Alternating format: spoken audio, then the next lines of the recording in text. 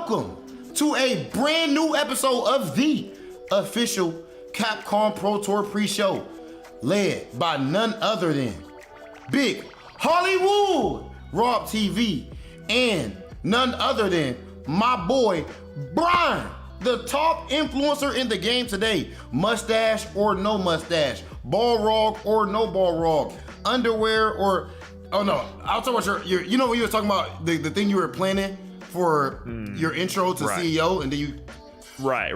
We left that one on the drawing board. You know what I'm saying? We had to shift gears. I think the Oro entrance sold a little bit better than what we were planning. That I'm doing pretty good. You know, we had a nice little refreshing break from the CPT action, but that really just makes you appreciate when we have these big online events coming our way, because we just had over the past couple of weekends the Southeast Asia CPT event, which was of course always an exciting one. This region is always mixing things up for me. It's honestly been one of the most diverse regions as far as talents coming out of this. Like over the past 2 years of doing online CPT, the winners have just not been consistent. The characters and the top 3 players, I haven't been able to call this region a single time since we started doing the CPT pre-show.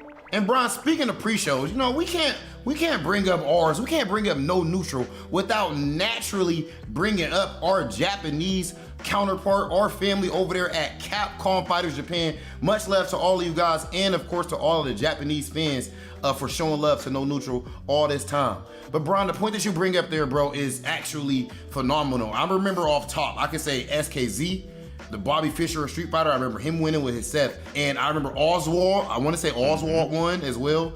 And of course now we have a brand new champion. Let's talk about it. None other than my guy, Sin Brandon. And I'll tell you what, bro, his CFN was interesting to me because, you know, I know Brandon as an Akuma player. I remember he was an amazing Akuma player. And now his CFN says no more Goki, as he has transitioned over to the blonder side of things and is going with the Luke. And I'll tell you what, man, I feel like it makes perfect sense when you look at his play style and everything. The way that I think an Akuma player and a Luke player, it's the same type of archetype. Of course, Luke is flying through the air, demon flipping and whatnot, but I think the skill set is similar there. But more importantly, just on the player side of things, yo, this dude he's something special, Brian. Like, this is one of, like you said, this is one of the hardest regions to win. And he actually did it without losing a set. I mean, a lot of people can't relate to something like that. Like, Brian, could you imagine winning an online CPT event without losing a set? Could you imagine doing it not once, but 2 times? Unfortunately, I can only imagine it. You know, maybe one day I'll be blessed by being close to someone with that much greatness in them. But for me, I guess it's just in my dreams. What can I say? But you mentioned him being, an intelligent player and a smart one at that. And I would say, yes, any player switching to Luke is a very intelligent player. So Brandon, he dropped the Akuma, he picked up the Luke, swept through it in the winner's side, but it wasn't free. There was definitely a lot of close sets he had, and we'll kind of break down that storyline. But I do want to give a shout out to Brandon in general, just for being like the one player who I've seen out of all this tumultuous, what's what I'm thinking of, just the chaos of this region. I thought for the most part we've seen very consistent results in most of these online regions. This region has not been as consistent as these other regions. You know, we had Oswald Chuan, we had SKZ. Brandon has been that guy who has been in all of these top 8s. He's always been in the top 8s, the top 5s, the top 3s, but he has not secured his position into the Capcom Cup until this past CPT event. And of course, he also had a big win in the Intel World Open, which you mentioned before, how he really popped off in that event, but that was using Akuma. So he's managed to take that experience and those skills to Luke and close out this event. But like we mentioned, not free. I think we got to talk about the new players in the scene, because this scene keeps throwing new names. I want to make sure, before we talk about other players, I do want to make sure I shout out or bring attention to how godlike Brandon played against Lacuna in Grand Finals. So Lacuna had just, in their World Warrior program, he had just gotten 2nd place to Captain Y, the Akira player, who also had a strong showing in this tournament as well, in the CPT. But he's playing the Luke versus Falk matchup in the Grand Finals. It's so interesting to see how he went about it. So it's the last game of Grand Finals. Y'all already know, bro. Look, we know it ain't like Falk. It's just top 5, so on and so forth. But Falk is a good character. But even before Falk was this good, she was mad annoying. Just like controlling spacing, those long pokes. She has decent damage. So playing neutral against this type of character is weird. She's gonna control that game. But does Brandon get flustered? No. He sat there for like literally 30 seconds of the match, just getting poked up, getting worn out, and then makes a clutch jump, found his spot. So that's the exact type of stuff that we praise Daigo for. When Daigo just sits in the corner against Fudo's poison for 30 seconds straight and doesn't press a button and then finds his spot. So I want to make sure we give all players the same credit for playing like that. Brandon, definitely an amazing player and well-deserved. I can't wait to see what he does at Capcom Cup. For sure, and that willingness to not be conditioned is so crucial. Refusing to be conditioned is definitely the mark of a top-tier player, because you go, but what if I did X, Y, or Z?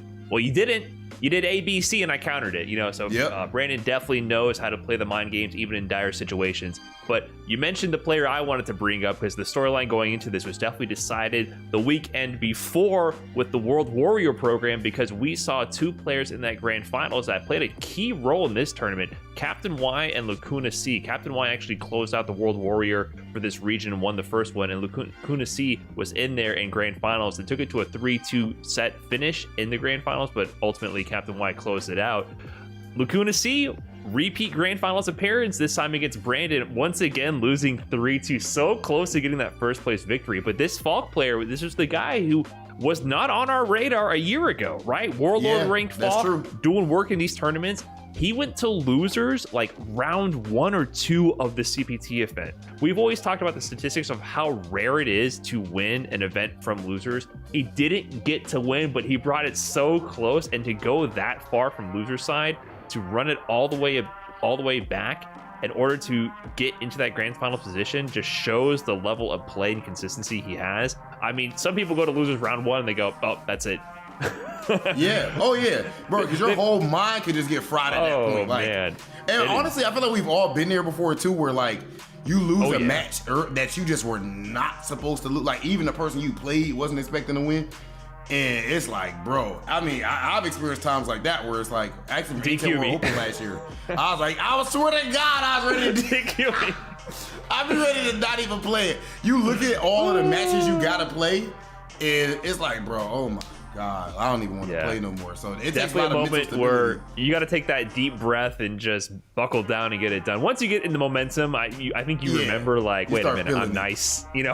Like it doesn't matter if it beat 1 or 100 people, I'll beat them all, right? But I also want to give a big shout out to our 3rd place finisher, Bells. Really strong Laura. Once again, another player who was not on our radar as of the previous CPT seasons in this region. He actually had a really good run in top 8 winners and went down to winners finals 3-2 to Brandon. But man, there's been just a lot of surprise talent in this region. Oh, Bells also put Captain Y in losers in top 16. So Bells was a huge monkey wrench in this bracket, right? Putting the World Warrior winner in losers early, and then getting really close to taking out the champion in winners finals. So I just am really excited about this region. So not only do we have Brandon, who's qualified for Capcom Cup, we still have 4 more World Warrior events, and I'm really excited to see what happens, because I can't call this. You know, like we mentioned before, I feel like we've been seeing a lot of players mature, but still some consistency in these results. Right now, we still see those strong players still doing work, but we're seeing a lot of new faces rise up to the occasion and really show that they have what it takes to compete at a world level, including against the best in the world, like Cien. We haven't mentioned him yet. Honestly, my whole heart just goes out to that dude as far as just like the role that he's taking up over there. As far as his actual tournament from the competitive side, he finished 4th place here. It's surprising to me personally, just because he's so amazing, that I haven't seen him like take one of these CPT online events, at least in a few years. Because I mean, obviously he's ridiculous. We've seen Shin even recently at Street Fighter leagues and everything playing at an extremely high level with his Seth. But I think that is really cool at the same time. It's kind of poetic. Just the fact that, like, bro, look around. Like, we're talking about all these players where before we really just knew him, or he was only, we didn't really know about all these guys. And he helped to bring a big spotlight to this region and is now being even more, I guess, forward and conscious about it by taking like a TO position with World Warrior and everything. So much love to Shin, and this region overall is godlike. We always say power levels are never stagnant. Things change over time. New players show up, they put in the work, you know, and some people might rest on their laurels a little bit, get a little complacent and not keep up with the meta. One thing we wanted to do here is take a look back and discuss exactly that with Street Fighter V as a whole. You know, this game has gone through a lot of different seasons and a lot of different changes, and it's come a long way, but I figured it would be a good discussion just to go back and remind people how things used to be, how this game was played at one point, our perception of the game, and how those things have changed and in some cases haven't changed, because I think some people's perception has not kept up with the realities of how this game has actually changed. Because going back to season 1, things were definitely a lot different. They were a lot different, man. And you know, you speak on season 1 and people's perspectives. Well, Brian, I want to make sure I bring up episode 1 of my new show called The Highlight Reel over at twitch.tv/RobTV Live every single Sunday, right? So, you know, one of the inspirations for this topic comes from the fact that we were having a debate, man, the classic age-old debate, I know, of Street Fighter 4 or Street Fighter 5.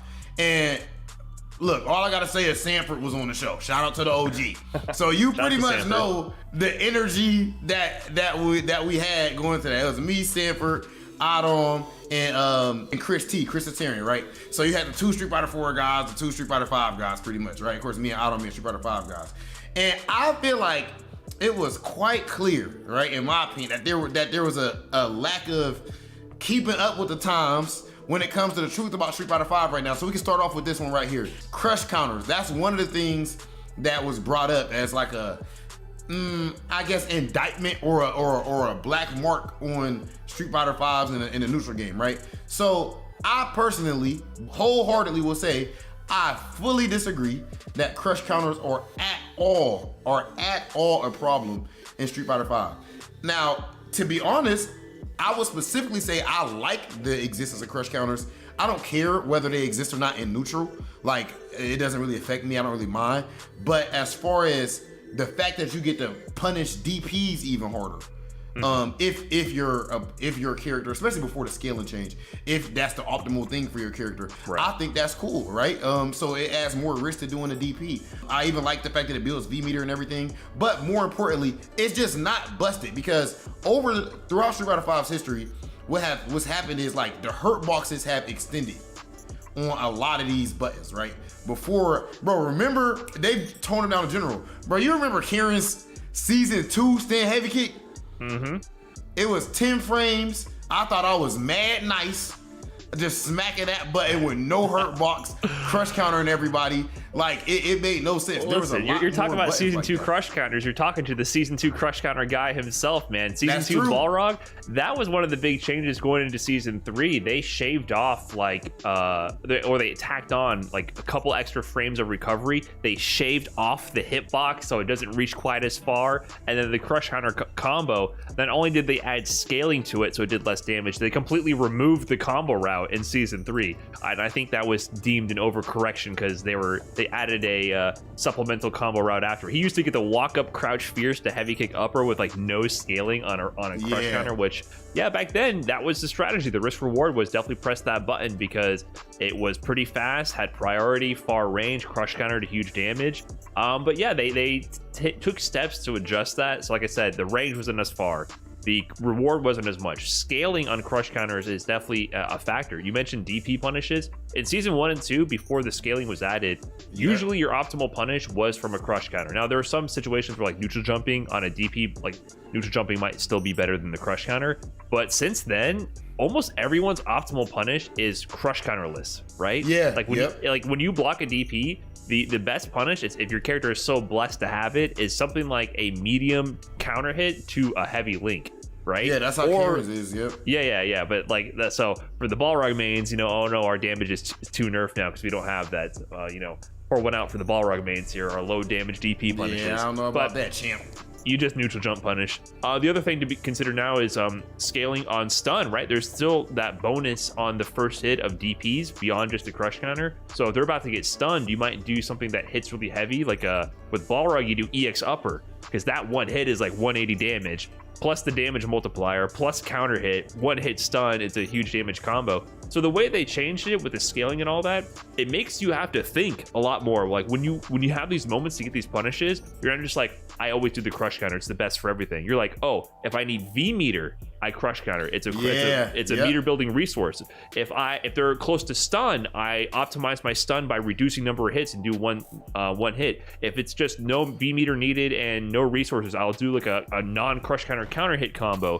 Or if it's a character where I can get a neutral jump, I'll do that instead. You suddenly have this whole branching routes of decision making just from DP punishes. So there are a lot of changes have been added to that over the season. So it's never like one size fits all. And that there was a lot more situations I felt like in earlier season where it was kind of like one size fits all, and that's definitely not the case as the game has grown and evolved over the years. Speaking of evolution, another thing that has changed a whole lot is just our perception of like what's even possible in footsies, right? So one of the things I would say, now you correct me if I'm wrong. If I'm not mistaken, right. I feel like Momochi was the first person that was really showing us low forward confirms with Ken. That's how I remember it, at least. He was doing low forward super, and at that point we were like super impressed by it. Yeah, well, I think it's hard for me to say for certain because, well, I can give you the other perception, right? I can't say for certain if Momochi was the first guy, but I can say that our perception of Ken in season 1 was dominated by jab V-skill run into back medium punch over and over, right? Yeah. Or we looked at Ada from Japan, who would do low forward to DP non-confirmed just because, you know, and it probably would have worked, right? So the Ken that we had, Ken was very strong out of the gate in season 1. People were just not ready to check him whatsoever, and obviously input delay and things like that. And yeah, there were with the Kent trilogy, right? It was like Christy, Brent, and Julio were doing work on the West Coast, all amazingly strong players. Yeah, but it was just we weren't ready for that explosive style of Ken. And the way he was played is nothing like what you see Ken today. Chris T kept the Ken tradition and eventually found that like hit confirm slow neutral style, which is how he played in Street Fighter 4. And you look at like Punk's Ken, one of the best Kens on the planet. Momochi, everyone else who rocks Ken. Ken is a slow character right now in Street Fighter 5 because if you do anything, you whiff a button, low forward DP knockdown, unreactable like throw pressure situations right after, right? Like the risk of getting out neutraled is so high that the game slows down so much because that neutral is so important, and he's not going to get the opening by random run up fierce, right? Like that's not really how it works anymore. He might do that every now and then, but mostly it's just poking with low forward. Yeah, and speaking of low forwards, bro, like you think of low forward, you think of Kieran. You think of Kieran, you think of Big Hollywood Rob TV, but you also think of Punk the God, who I suppose he's the best Kieran player of all time, maybe the best Street Fighter player of all time. Is debatable. But I definitely remember a time when, look, Punk has an interesting quote. He says that he actually prefers there being more input lag when you play Street Fighter because of I've heard that. Yeah, you see what I'm saying? Like he's the only person I've ever heard him say that. Because he feels like now everyone can react on PC or modern peripherals, but he feels like in the past when things are a little different and we have more input latency, only he could react. He could separate himself more. So that just goes to show how crazy his reactions are and what he's focused on in the game. But the reason I bring him up is because of the fact that Punk was, I had this conversation with dude back when I lived in Florida, man. Like he really opened people's eyes to what is possible reaction wise in this game. Remember, the big conversation was because of at that time there was 8 frames, I want to say, of input delay. Punk was still whiff punishing things that people thought you couldn't whiff punish. It's not just whiff punish, it's hit confirms, right? So that's one thing I want to make clear about what you're bringing up with Punk. It wasn't just the whiff punishing, it was being able to consistently hit confirm low forward. No one knew that she could just kill you in one hit. Right? She couldn't kill you in one hit, Brian. Okay, I'm exaggerating, but you get what I'm saying. That any moment that low forward can be confirmed consistently. As in, you make a mistake, you will be whiff punished, and not only whiff punished, it will be confirmed. So he can both fish for it preemptively, so you walk away, you try to build space in neutral, he clips your toes and he confirms it consistently. Yeah. Or if you mess up your spacing, and against Karen, it's pretty difficult. She kind of outranges most characters. Fast too. It's fast. You get punished consistently. People were not hit confirming low forward like Punk consistently. the whiff punishing I still feel like that's a fact, but the whiff punishes was huge too because he would like. Right. No, I'm saying he changed the game. He changed the game. Whiff punishes like. He changed the game for Kara. Like people did not know that she was that monster like, in low forward range that you were in danger. That changed people's perception of the whole game though. Even like, you know, whatever your character you play, I didn't know you could whiff punish in this game, like consistently, like this kid is doing. The game overall, V-shift being added, we got to bring that up too. You know, the game overall has just shifted from the super high octane, high pace to. But it's also not even mechanically. Like I would argue it's not just any mechanics changing, it's our understanding of risk reward and how to play defensively, right? Like people know how to block better in this game and how to mitigate risk. The take the throw meme, right? Like people slowly over time learn how to play defense in this game, and I feel like that is the number one skill in Street Fighter V. And I think the offense and the defense are all stemming from that same understanding, because I think that's what Street Fighter V at its core is about. It's understanding risk reward and managing situations like that. So I think just beyond mechanics, we know better how to play the game. So I think right now, like your most important skills, like you brought up right there, Brian, risk reward and defense. But when I say defense, it's another thing that me and Sanford was debating about on the highlight reel, right? Like he feels like the reason Adam, for example, is so much better than, or Punk and all these guys are so good is because of once they're put in these tough, like these, you know, 50-50 guess situations, then they make the right read more often. Now, I'm not disputing that. However, the truth is, in my opinion, what makes a great Street Fighter V player is not being put in that position as much as your opponent. So the defense, most of defense in Street Fighter V is not what happens after you get knocked down or once you're in a corner. It's what happens when you're in the neutral game. How often do you dash check? How often do you anti-air? How often are you whiff punishing? So I think that defense and risk reward and strategy like that, you know, defense in the neutral game is what makes a player great in Street Fighter V today. Right. I agree. I mean, we'll keep it a buck. There's definitely situations where you're put into a bad spot in this game at the flip of a moment's notice, V-trigger activation. Certain V-trigger activations, but they cost resources. They're still a little bit situational. And then what you do from that point forward is your choice. And there's ways to mitigate risk reward for all those. So I think, to me, this game is 100% a study of risk reward management. I think the players who have mastered this game to a level that other people just have not caught up to yet. And I think that's what we see right now. That's why we see the game slow down so much. That's why we see people maintaining control. And that's why it's still explosive, but it's not, the fireworks aren't going off every round. You know, we've come a long way since Mika doing a roll into plus frames into the vortex and keeping the pressure going. Mid screen Irish whip. Right. Yeah, the Mika rounds are a lot more rare these days, I'd have to say. Speaking of evolving over the years, we're moving on to a region that has evolved over the years as a dominant force in the Street Fighter V scene. We're going to be talking today, of course, about our upcoming CPT event for the Central America East region, featuring one of the strongest regions in the world. There's no debate at this point, I feel like. I mean, if you're debating this, I feel like you just haven't had your eyes open, or they've been purposely closed, see no evil, hear no evil, because we have Central America East, which is featuring, of course, Dominican Republic, Puerto Rico, and the neighboring regions. And just saying Dominican Republic and Puerto Rico, that you have some of the heaviest hitters on planet Earth. Not just the Western Hemisphere, Central America, just planet Earth.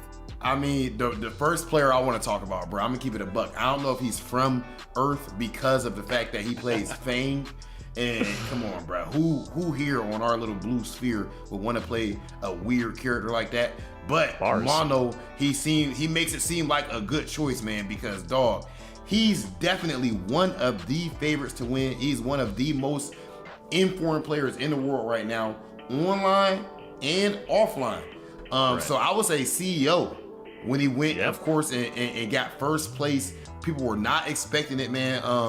And he played so godlike, so clean. His mix-ups are phenomenal. And even in grand finals, going up against a full-powered Punk with Kieran, and the pressure of having his country right there on his back. Like, they're right there in the crowd, if you remember, at that CEO. Like, the energy is crazy. You know, you don't want to lose in a spot like that. He's able to clutch it out. So I think that right now, as far as mono, where he's playing at, even as far as online CPTs. But Evo Online, you know, also did really well there as well. So he's been consistent in this region, you know, just showing that he has what it takes to consistently perform with a very unorthodox character who is definitely not bad. Fong is a good character. He's not. No, he's good. He's a good character. But yes, I do agree that I think so if you're in this region, like, you're studying Fong, like, you cannot allow that to be your excuse. Maybe it's the reality, you didn't study enough, but you know it's coming. At this point in North America in general, you know he's coming to a major without, you know, Mono's pulling up. Yeah, I feel the same way. When I was going to CEO, I was like, if I'm gonna do well at a tournament in North America, I'm gonna run into that Fong and I'm gonna hate my life, but I'm gonna do what I gotta do, because man, Mono is out here. But speaking of out here, of course, we gotta pivot over to the DR a little bit. The DR, such a strong region, time and time again, showing how good they are at this game. We have, of course, the staple, Mena, Capcom Cup champion, CPT qualifier, doing work in every event he shows up to, always a showman, some of the best, just one of the best characters in the FGC. I feel like he always brings the energy, always brings the hype. I mean, you know firsthand, delivering the entertainment at Combo Breaker with one of the hypest sets of the event. But that said, at Combo Breaker, who was in grand finals? Kaba. Kaba was the guy who finally made Idom look human for the first time in quite some time. Kaba reset the bracket, brought it so close to closing out the grand finals, and went to the final game, final round. Idom happened to take that one, but man, Kaba was looking so good in that Combo Breaker grand finals that I'm really excited to see what kind of shape he's in at this CPT event. Because, bro, we talk about the Kaba, we're not gonna act like Louis, man, ain't that guy, bro. His Dawson has been ridiculous for how long now, has his own style. Of course, that's the mark of all the great Dawson players, is they're so unique, such a versatile character. And of course, he does have an amazing Rose as well. Another player people might not even think about off top. Speaking of the Rogs, my man Jimmy D. Qualifier for last CPT. Literally won a CPT event last year, so you know his confidence has to be through the roof. And he won the second CPT event. Because the first one, that's when Mena won and Mono got second. So the last time this guy played, he won. When you have confidence like that, a whole lot of things can happen. Jimmy has a great chance in this bracket. And this region just, it makes no sense, man. The Louis Mans, the Mono, Kaba, Jimmy, so many amazing players. We didn't even bring up Hermes Benatori, who's gotten so much stronger. Now he's rocking the Luke. We've historically known him for the Cammy. Yo, Hermes makes some smart decisions, man. But yeah, he's definitely been consistently leveling up ever since he was on Street Fighter League with the Dominican team. He's just impressed me time and time again with his persistence and increasing his skill, and just listening to him talk and the way he breaks down the mindset of the game is always also very impressive. He's a doctor, bro. He's a doctor of psychology, I think. Like, literally, I think. Yeah, which is so really I think cool. the way he breaks down the game, he really brings that expertise to the game as well, and you can see it in his growth.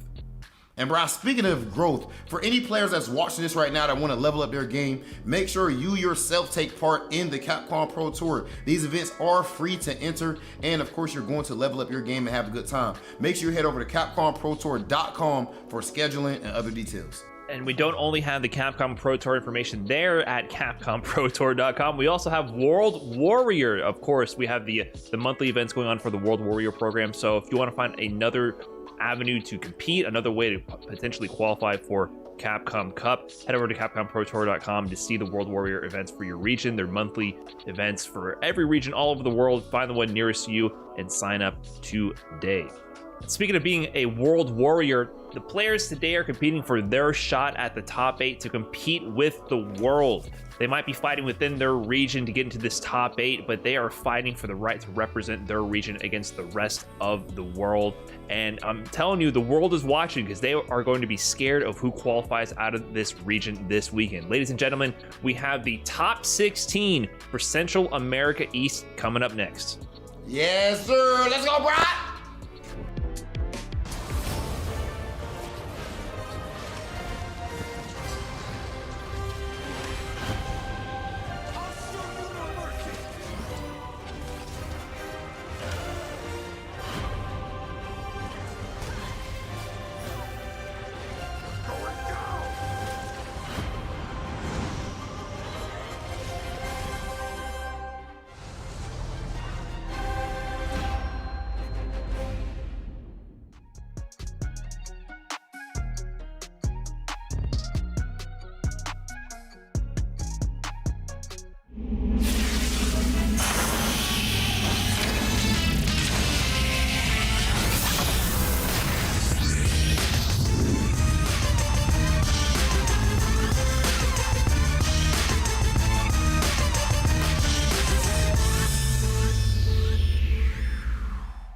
What's good, everybody? Welcome to another edition of the Capcom Pro Tour. I am Renj, alongside me, Ultra David, here for another edition. As I said, today we are covering Central America East. Some of the heaviest hitters in the NA region are present here today. AKA the Caribbean. That's right. Some of the best players certainly in our hemisphere, as well as just in the entire world. You know, the guys on No Neutral, we're doing a little preview, and I totally agree with him about how strong this region is and about how strong its top players are. They are definitely among the best in the world.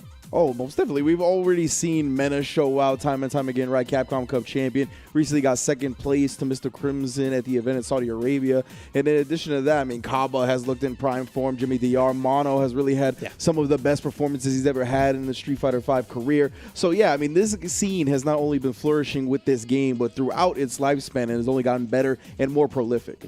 Totally agree. You know, this region had a chance for 27 different countries / territories / departments, etc., to make it in. Only 2 did. Indeed. It's just the Dominican Republic and Puerto Rico who have made it. And even among that, it is 4 Puerto Ricans, the rest Dominican. And not only that, but 9 of them are listed as being from Santo Domingo, specifically in the DR. So shout outs to, again, that scene, the whole scene in that region, but specifically the Santo Domingo players. I know that they're so strong. There are other cities in that country that have really strong players too. We'll get to them as we go through the bracket, but shout outs to that crew in particular.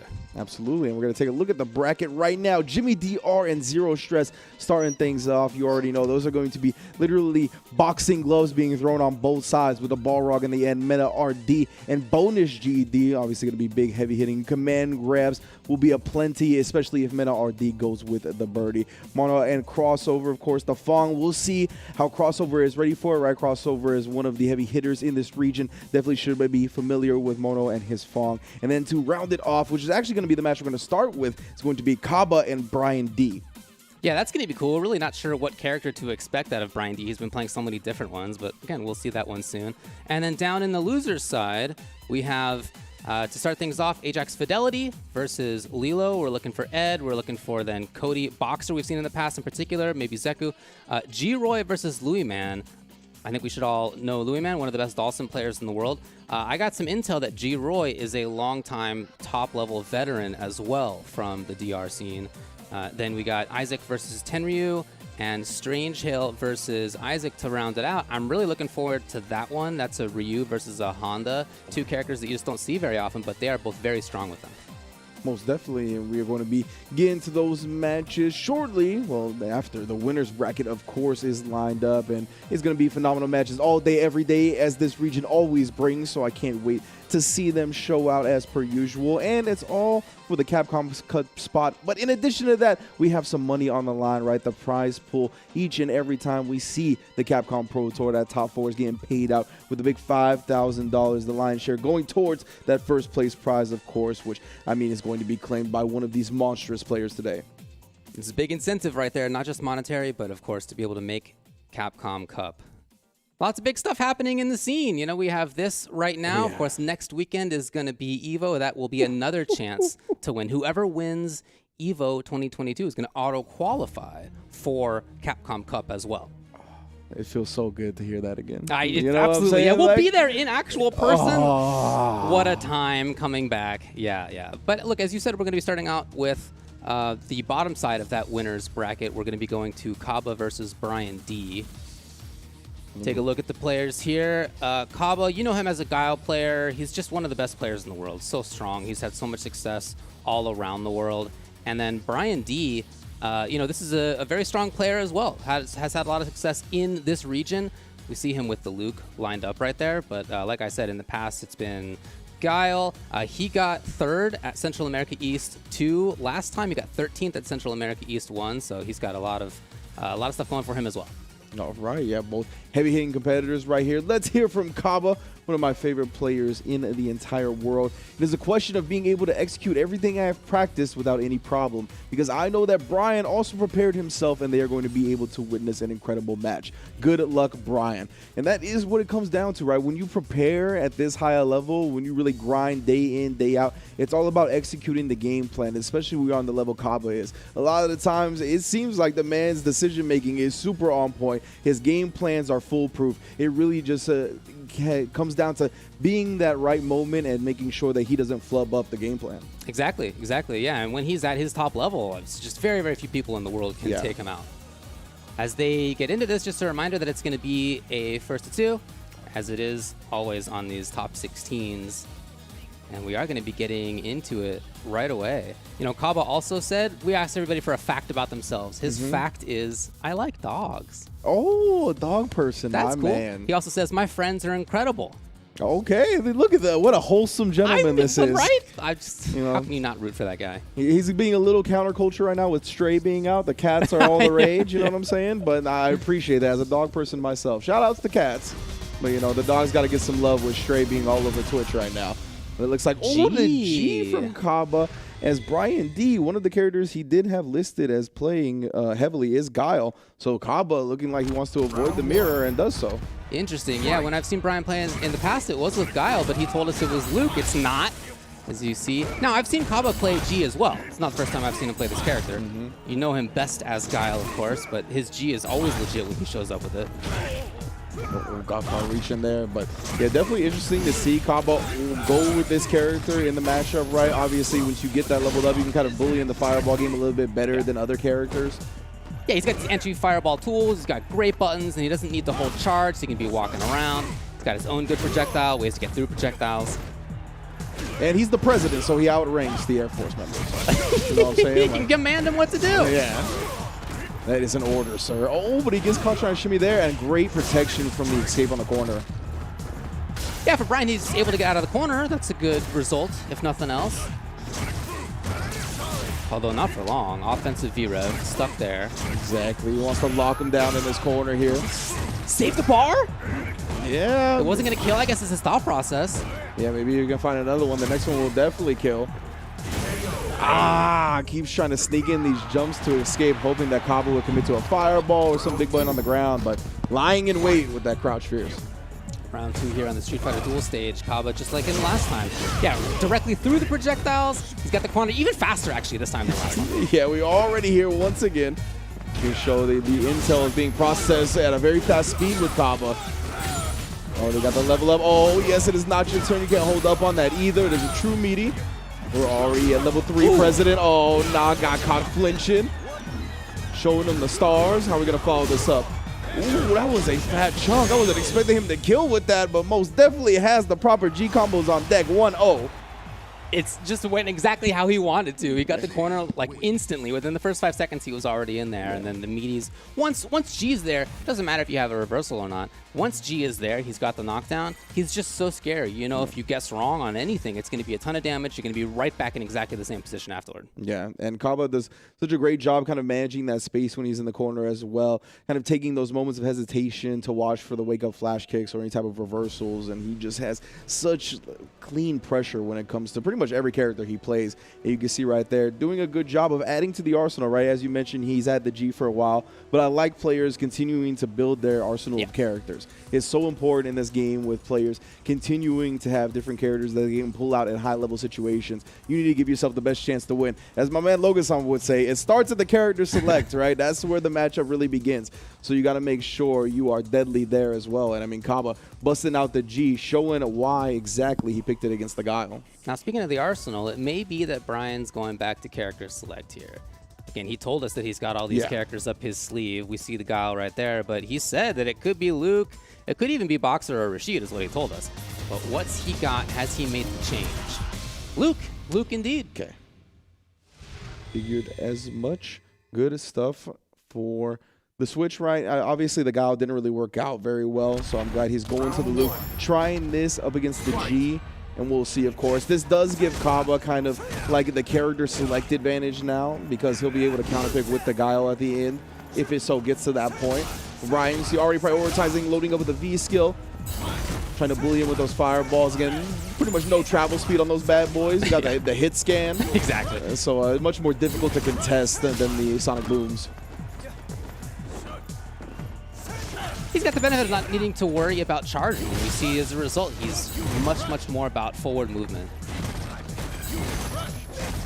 Brian, we didn't see the pop off of the anti-air at that point, so maybe Kaba will be looking to exploit that going forward. It's a key piece of intel right now. Yeah. Oh, Into nothing.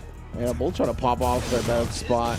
Brian just couldn't find the confirm, and Kava's so good with the light kick buffer, knows when to press it, but we getting frisky on the wake up. I love it. Oh, big damage too. Just conserving the meter. That is -4 on that jab. Look at Brian D. The way that he plays this character is so interesting. He's gotten to these specific spots a couple times now in the corner too, where he's just very patient once he gets there. He's waiting to see maybe a jump, maybe an errant button he can whiff punish. Very patient. Yeah, it kind of reminds me of Menace Luke, to be honest, and I wonder if it's the regional influence on the character. Oh no, we got caught flinching on the EX Rush Punch. Classic open up from G. Look at this time, 17 on the clock. Oh, I didn't even not realize. Oh, underneath. No You're punish. so fast, it's crazy. Lots of damage left on the table. 9 on the clock. I don't know if Brian's got the time. He's got to find the hit. Grab's not going to do it. Yeah, and the clock doesn't freeze during CAs either, so that cinematic will not save him. Take the throw and the dub. Good stuff from Kava. You know, what was great about that from Kava is that he didn't just back off constantly. He actually did put some buttons out, did challenge, and that allowed him to take up space and time. Exactly right. You can be a little bit too linear, a little bit too timid with your retreat, and can kind of get caught while in the process. And Kava did a great job making sure Brian had to deal with something during that whole sequence. Yeah, putting the long-range buttons out. Oh, not ready for it that time, right? We've seen his anti-airs be pretty on point, but he was recovering from a stand jab. Maybe didn't want to risk it. Here we go. Again, will Brian back off? Yeah, he does. This is his preferred style, it seems, where he wants to be. Punish, yes. Very unfortunate indeed. And now back thrown as well. The meaty. What a trap. What a... It was so cool. Yeah, the light kick from long distance, buffered with the EX behind it. Man's is seeing stars. Oh! Was it an overextension? Yes, Brian. Ouch. Kava What trying a to punish. sneak in the kill, right? Yeah, the proration was super high at that point. Wasn't going to give him a lot of damage if he continued the combo. So tried to sneak in the round steal, and Brian made him pay for it. Great awareness, honestly. Yeah, there's going to be a lot of experience between these players. Oh, yeah, that failed buffer from Kava that time. Opens the door for Brian. Really have control in this set for the first time. He's been in this situation a bunch. This is the third time he's gotten towards the corner. He's been there, but then he's just got this kind of back-off style. Maybe not anymore. Yeah, he still seems to like the spot, and he'll take that. The air hit had already gone into the low rush. Exposed him for it, but a big button, it's inactivate. Oh, yeah, Kava can make this happen. That trigger's not going to last as long as it once did, but he's still got at least one more good usage. Here's the command throw, bro. Oh, what a counter to a V reversal, and now catches Brian flinching on that. We got big damage coming out here. You're not going to be able to survive another sequence. Ooh, but Brian not scared despite that, despite not having the health to survive another hit from G. He presses buttons in the face of death. I like it. It's so interesting that for both of them, they both got cornered by the other player, and then what saved them was button activate at just the right moment. Yeah. It can be such an important swing, and they both used it well. So I'm trying to listen to see if we're going to go back to character select, because we are in fact going to stick with G.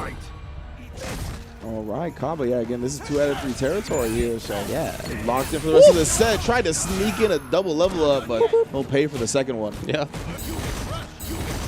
Now Brian here, as you mentioned, every single round has been this in this corner.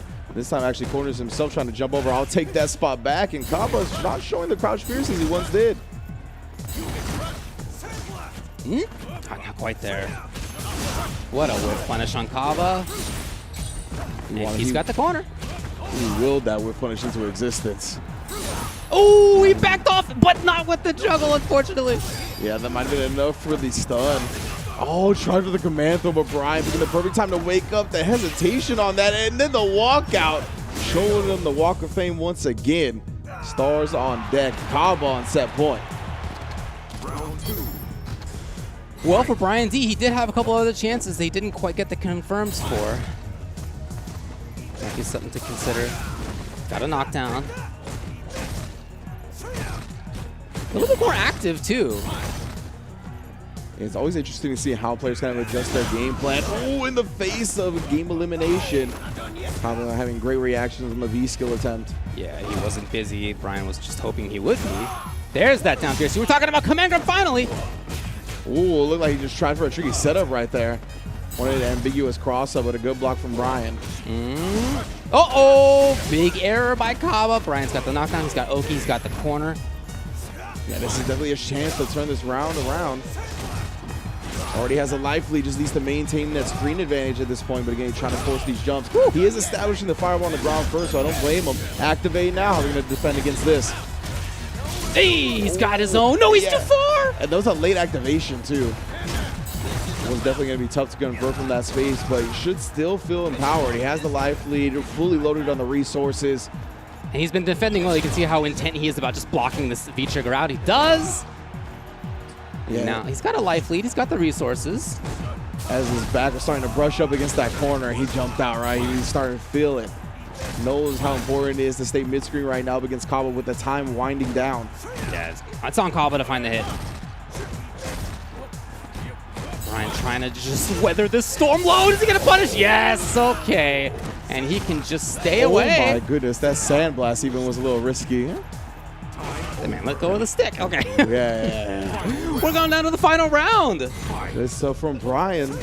That composed style, and we see he's not really switching too heavily, right? He might try to get a little bit more aggressive here and there, but he is all about that war of attrition. Yeah. Yeah, he does deviate occasionally from this strategy, but you can tell that it is his main go-to. Well, oh, what a great challenge, but he didn't complete the target combo. I'm not sure why. Could be a huge swing, because now he's in the corner. G's got Oki. Uh-oh. Good stuff in the escape again. We've seen Brian holding up forward. He does not want to be cornered up against G. Another great challenge does complete at that time. Okay. However, Kaba's trigger is ready to go. Dash forward. Brian stealing turns all of a sudden. Kaba's immediately activated on block. Keeps the rush punch safe. Ooh, no anti at that time. It would have been tough. He wouldn't need the cross cut. Look at how much Brian is prioritizing low blocking, but it wasn't enough. Kaba somehow still found that low. Just as you highlighted, right? He was trying so hard not to get his ankles clipped. Ooh, just raw V trigger in the face. Oh, if he finds the right combo, if he finds the right hit. Again. Yeah, he got the install as well. It's going to be big damage. You can even fish. Yeah, flash knuckle plus frames. Yeah. Oh, no, but not enough. Ooh, still has another chance here. Plenty of time to make this happen. Yeah, he's super is ready to go, and he hit! Oh, he can just chip out! Oh, and he's gonna take it, Brian! What a set down to just a pixel on his side and none left on Kaba's side. What a match, sending Kaba, certainly one of the favorites of the tournament, down into loser's side. Most definitely. One of my favorites, bar none. I would expect to see him in grand finals, and he's still going to have that chance, but it's going to be a difficult road to do so. As Brian D responds, after dropping that first game on the Guile, he goes with the Luke back-to-back, taking it over Kaba, who stuck with the G. And yeah, great job to keep that composure at the end, to really clutch out a game like that up against Kaba that was so close, that was so nerve-wracking in an environment like the Capcom Pro Tour. That is very impressive. I think back to the quote from Kaba when he said, just a question of being able to execute. Yeah. And he knew that Brian was also going to be prepared. He knew that we were going to get a chance to witness an incredible match. He was right on all counts. Yeah, man. At the end, Brian, really, it was a scary scramble, you know, and he ended up kind of just coming out on top a couple of times. We saw with the Luke, he really prioritized having the right resources at the right moments. I really liked his V-skill usage. I liked the pace and the tempo he played at in general with the character, right? Never getting overzealous, never really trying to overplay his hand. He knows what the character's good at, and he stuck to it. And, man, some clutch challenges, too, with that jab that we saw towards the end of the set. It really started to catch a rhythm for Kaba. All right, well, as you can see, tomorrow we will see Tiger's Brian D in winner's side. We'll have another look at Kaba today when we see him in loser's side. But for now, we're going to move on to the next winner's side, what would typically be our first winner's side. It's going to be Jimmy DR versus Zero Stress. Now, both of these guys have had success in this scene before. Jimmy DR got first at Central America East #2 last time and 7th at Central America East #1. Zero Stress got 3rd at Central America East #1. Indeed. So both of these players have already shown that they have had the results to back up the play behind them, right? Definitely good-looking players in general, but also good-looking on the game. They've really been able to hold it down in this region. And on the Ed and the Boxer, of course, Jimmy been holding it down for a long time. I'm very familiar with him. Zero Stress also been showing out on the Ed lately. And Ed's gotten some nice love, right? Definitely has helped the quality of life of a lot of the players and really helped some of their conversions that they didn't get a lot from before. Now they can kind of snowball a bit easier and get that Ed game going. Yeah, Ed is a strong character, no doubt about it. There's just a lot of strong characters in this game this season. I know there's chatter about, which ones can ultimately shine out and take the big W's in the big moments, but when it comes to certainly a top 16 like this, I feel like every single character in the game has something to say about it. Oh, yeah. And certainly Ed and Boxer among the better characters, I think, that is my opinion. Both very strong. Again, we've seen both of them do well in the past. And, what Jimmy said, again, we asked for a fact from everybody. He says, I used to practice real professional boxing. Oh, that's so Now I'm sick. using a boxer in the game. Yeah, he also says, I think this is going to be hard, but I'm confident. And Zero Stress actually had almost the same exact thought. He says, it's going to be a difficult match. Oh, I thought you were going to be like, I've also trained in boxing in real life. That's why I also pick a boxer, right? Either way, hands are going to be swinging in this match. Yeah, Balrog versus Ed is going to be an exciting one for sure. But, I mean, considering that it is two boxing archetype characters and Jimmy has the real-life experience, I'm favoring him, to be honest. He's got the psychology for it. So we're going to see for sure. Of course, we'll see if he's ready for the Ed, right? Obviously, a lot of these players are going to be very familiar with each other, but still an underrepresented character, so I don't know how much practice he's going to have. Might get caught slipping here and there. And when we're talking about play at this level, that's all it can really take, right, is literally one type of moment where you're unfamiliar with the situation or you forget about what you're supposed to do, and that will cost you the entire match. That's how close these sets are going to be. For sure, for sure. But yeah, look, again, as we were saying earlier, so many of these players are from the Dominican Republic. These two guys are not listed as being from Santo Domingo. So like I said, people are from not just there, but they will definitely have a lot of experience against each other. It's the characters that we expect. Nothing off the wall there. No funny business. Nope. It's a boxing ring. They're honoring the code. They're honoring the code right now. Let's see a good old-fashioned fight. Right now, Jimmy playing that typical boxer style, right? That rush punch range, trying to bully him out. Like I said, it is -4, so Zero Stress. I'm not sure what range he's going to really need to be at to get a proper punish, but should be well aware. Yeah, you can see them really fighting for that specific range that you're talking about, just inside or outside of dash punch range. With a big heavy kick from Zero Stress. We're already going to the corner off that. He was able to stand his ground pretty heavily, but Jimmy, immediate viewer, so as soon as he gets in the corner, right, that is definitely an interesting piece of data early on in the set. That's that big buff. That is the quality of life. We talk about it every time we see it. And Jimmy, he's looking for that button to activate, right, with his back towards the corner. We've seen that already pay off dividends. Okay. Yeah, just raw activate. You can really see the priority on not getting corner that these players are having. Super good defense by Jimmy, but he's just like that all the way to the corner. Oh my God, was still there? Oh, that actually cost him a little bit right there. The block stem from the V trigger is what made him not get thrown. Oh! In response, gets smoked, but on a magic pixel and the anti-air. Zero Stress indeed. My man's is cool, calm, and collected. What a way to finish that round. Wow, that was amazing reactions on both sides. Here's a punish. Yeah, that is costly versus Ed. Some characters can't do a lot right there, but Ed with the knockdown is great. Yeah, look at this. Oh, he's taking such a heavy advantage from it as well. Cracks some glass. Yo, Jimmy, great job. That was a nice reaction to the neutral jump, right? Just takes the corner away. You can tell that they know each other so well. Oh, man. Ridiculous stuff. Yeah, exactly. That was great reactions, but something that he's used to seeing, exactly, right? That's why he was able to react so fast. He didn't get caught off guard. Oh, the full screen load. No matter how much you play against that, still going to catch you from time to time. No jump-ins for you. Yeah, previously that did work. Oh, nice. He's going to get Oki here. If he wants knockdown. Right, okay. Choosing to spin it, and he gets caught reaching, and my goodness, did not recover in time. Pays dearly for that. Zero Stress, 1-0. You know what's fascinating is that that's actually exactly the same attempted round closeout that Jimmy went for in the previous round. The knockdown into his attempted neutral jump over, you're hoping to see the throw tech right there. Interesting that it was exactly the same idea. I was gonna say, since both of them are not from Santo Domingo, they might play each other Maybe, a lot, yeah. like because it looks like they have similar like game plans and approaches to the game. So yeah, always cool to see that. And Jimmy trying to, I think, get a little unorthodox, try to get out of the box right there, but Zero Stress again. He just seems to not get caught as a deer in the headlights a lot. Yeah, Jimmy feeling frisky right there. I figured Zero Stress would get greedy with his pressure and was correct. Universal right. Oh, back in the corner. Oh, was winding up for that big heavy kick, but put a stuff to it that time. Good stuff to Jimmy. That was really the first round. It felt like where he got to play. A lot of the time it was just in the corner real quick. And Zero Stress, I mean, that very first round was pixel on pixel. So I should fix my face with that one. But it just felt like Zero Stress has been very much in control. Okay, hoping to swing maybe on a dash punch coming in. Interesting. Yeah. Yeah, again, maybe similar idea. Jimmy's really trying to find that specific. Oh, he jumps in. How many? He's so ready for all of this. Yeah. It always comes like right after he's done an action too. That's why it's so impressive. Yeah. We saw right after the back dash, ready for the jump in. Ooh, what? Okay, I see what you're hunting for there. That was sick.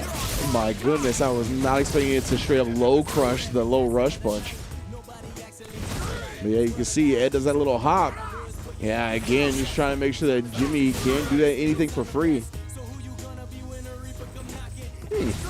Just wait. Oh, too far? Again, that range around the dash punch, just inside of it, just outside of it, that has been so much about a neutral game is like between these two.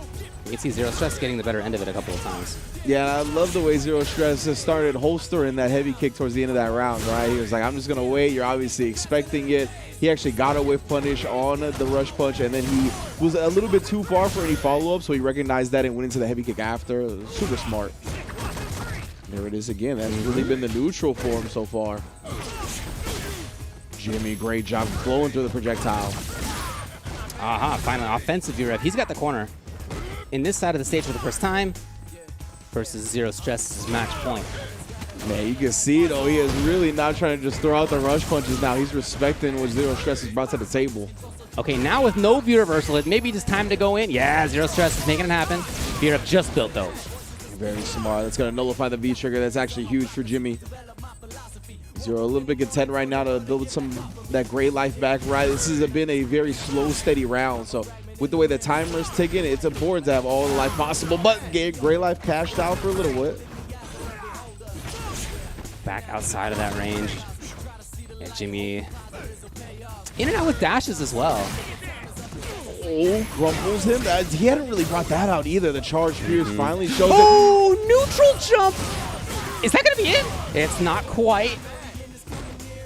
My goodness, Zero Stress not biting at all whatsoever. Ooh, this positioning is so good here. Gets him away. Time is a ticking. We're in the red timer. He didn't get the whip punish, but the rush punch does it. Jimmy tying up the set again, fighting tooth and nail both of these players. Yeah, Jimmy's ranges are just very interesting. A lot of the time is him spent almost that full screen, like really far, quite far away. And then with his dashes in or his V-skill into dash punch or whatever it may be, he's really mixing it up big time with how he then approaches back into that range where he can, stab at just max range of dash punch. Interesting spots to look at. Yeah, I want to see. We finally saw the charge punch from Zero Stress in that last round. I want to see if that's going to be something he brings out more. Because since he's establishing this like heavy kick range so well, I want to see if he brings out a farther option. But that time getting the sweep trade, that's big. As he has been, Jimmy just out of there right away. Oh, that was a big meaty from Jimmy that time. Zero Stress, not sure what he was holding. Woo! Reached his hand into the blender, paid for it. And knocked down again. Yeah, that's the negative version. Didn't charge it. Oh, and he got caught again. But a couple of times now where he's challenging the spot, and then Jimmy exposes the legs. And that was that set point. Yeah, for Zero Stress for a while, it was looking good. He had match point himself last game. Now he's in trouble. Jimmy again. Oh, now the big stand fierce is coming out. Yep. Understanding when to take up a lot of space. Whiff punish there. Finally does get caught. Zero stress, catching on to his decisions on offense. The Universal not trying to give him that momentum, but what a buffer right there. A lot of confidence behind that one. There's just so much constant V-reversaling. He just does not want to be cornered at all. No V-rev now. New trigger, yeah, he was staying in optimal range. Oh, he even dashed out to make him block a couple of more hits. What D? That was a man who's committed to taking the throw right there, but Zero Stress is in. Oh, as you can see right Yep. there, exemplified. Oh, does finally tech that time as he was approaching death. But those V reversals, you can see he didn't have the V trigger to combo off that target. Because of that Zero Stress, still very much in control of this round, but that is a clean punish on the heavy kick. Can't afford too many more of those. Dip right through. That's life lead. Jimmy's here. He's got the throw, and he's got the set. 2 games to 1. What a comeback in that round. Great stuff from Jimmy. Bouncing back from the start of the set, really showing the champion caliber player he is. Again, we've seen him hold it down for the Dominican Republic and Central America for a whole lot of years in Street Fighter V now, so I'm glad he's still going strong on that ball rug the whole time. Let him know who the original boxer is. This was a wild end to that first round right there. That was amazing. Both are great reactions on both sides. And I think it's a great point that you highlighted. They really seem familiar with each other because the reactions all felt like something that they were used to seeing, right? There's reactions just raw when you're not used to an option, and then there's reactions when you're used to seeing certain options. And they really felt like they were exemplifying those reactions because they've seen so many of these sequences so many times. I was impressed by how Jimmy handled that V trigger the entire time. From Ed. I thought that was great. His prioritizing V reversal to just get out of situations that otherwise could be dangerous, even situations that weren't like immediately life-threatening. When he was knocked down in the corner, that man V reversaled instantly almost every time. He V reversaled on lights, he V reversaled on mediums. Just happened to be that his opponent, that Zero Stress, was putting out flickers and the like. He was again completely right about those options. Was Jimmy? So not just on offense and mid range, but his defense was very impressive too. That is a important characteristic to highlight, right? Because, yeah, if Zero Stress was able to look for those a couple of times towards the end of the set or something, it could have been a different story. So, really, that was the defensive choice that anchored Jimmy, I think, in that set. So, definitely a great point to highlight. Next up, we have Bandits Mena RD versus Bonus GD. Again, Mena RD coming off that second-place finish over at the Global Esports Tour, coming down with the Balrog and Grand Finals, but doing a lot of work with the Luke up until that point. And, of course, the Birdie made an appearance as well. So we're going to see what we get today, going up against Bonus GD with the Laura. Yeah, Bonus GD took out Louis Man 20 on the way through here, so he's taken out a big name already. The Laura is who to look for, as you were saying, and on Mena's side, it's cool to see Birdie up there. You were just talking about some of his character choices. That man has an entire roster up his sleeve. Hard to know what he's going to bring out. I seen him on Twitter say, Chris CCH, you trying to run the first of 10 with 11? He said Yeah, the mirrors. okay, the 11 mirrors. And that's something we highlight with Mena, right, is that he's one of those players that if you talk to the other high-level Street Fighter V players, they all say that Mena knows how to play this game so much better than almost everybody, right? He doesn't just play a character. He knows how to play Street Fighter V, and that's why he has so many characters in his arsenal. We've seen them time and time again. He really picks whatever gives him the best chance for the dub that day. Mena says about himself, I am the strongest bull. Let's see what Bonus GD had to say. Says, absolute respect for Mena RD. He is a figure of great inspiration and with a brilliant talent as far as I'm concerned. This is too much talk, so let's do it. I hear that. Yeah. Let's get in. Certainly that's true about Mena. Very, certainly an inspiring guy. He is a brilliant talent. I don't think anybody would disagree with any of those points. The importance that he has had and that his victories have had to the Dominican Republic in terms of elevating how much the rest of the world looks at that scene and just our views on the scene, the opportunities within the scene, even, just have been gigantic. Yeah, and I think, honestly, we don't really talk about it a lot, but when I really think about it, his impact goes even beyond just the Dominican Republic, right? I think his success really gave a lot of just players in general, like the hope and the belief that they could get to that level, right? Because he didn't come from the mainland North America, right? He didn't come from Japan. He didn't come from a lot of these places where the traditional champions come from. Right. And he showed that his scene can grind it out and you can become the best in the world wherever you are. So I really am really inspired by Mena myself. So I'm glad to see him, of course, showing out in top 16 as he always does. But Bonus GD on the louder, you said took down Louis, man. That is an incredible player to defeat on his way in here. So that's a lot of momentum. And he could definitely beat Mena if he shows that he could beat Louis, man. Yeah, look, Mena got first place at the first Central America East last time. So he's certainly one of the favorites coming into this thing. For Bonus GD, when I looked into his history, I didn't see big things like that. But having already taken out Louis, man, is a great sign for his ability to compete right here. What do we got? We have characters that we're looking for. Yeah, Laura versus Birdie to start out. That's what I'm talking about. Command grabs aplenty. Could be the threat, right? We might not see any. Right, That's yeah. always the cool thing about seeing a grappler on grappler matchup. You know, each other has that at the forefront of their mind. You know what I always say? The grapplers are where the real footsies are. The command grabs are You just always the payoff. say that? I always say that. The command grabs are just the payoff for successful footsies. That's all. But you got to have the footsies. Okay, all right. We're Wow, going to see interesting today. mixes. Ooh, and Mena, that was a big backdash, honestly, because he would have been either stunned or on the verge of it, and that could have got out of hand real quick. Trigger 2 is what Mena's gone with. Rare misconfirm. Right? Yeah, you can usually just go into the V-Trigger 2 from that Fierce. I don't know why Mena didn't pull the trigger that time. Not as you said, going to misconfirm. Not again. I'll tell you that much. Whew. Man, really making Bonus GD pay. Oh. Ooh, thought he would pop off once he got some space in the corner. Maybe catch a V-Trigger activate, but he finds it now in a safe space. Ooh, is he there in time? Yes, Mena. What a great call. And his mobility with this character is always something I'm fascinated to see. This is not a character that you think of traditionally as being fast, but look at his movement there at the end of that round. Backdash, backdash, backdash, forward dash. He was all over the place. They're making him look like Jury, right? Yeah, yeah. The way the in and out style was. I was like, that's a big Jury, fam. Woo! Oh, not quite there. So close. Yeah, it could have made Mena pay heavy right now. Back to the neutral, though. This is where Lauda has to really expend a lot of risk to get in. However, yeah, could wait for some buttons, right, to try to whip punish a little bit more, considering Mena is at a life deficit. Doesn't necessarily have to go in. Oh, no. Hey? Big V-shifts from both sides right here. Again, respecting the command grab, but did not respect the armor. Yeah, dangerous range to jump. Not a lot of damage out of it, but you're just reset back exactly where Birdie wants you.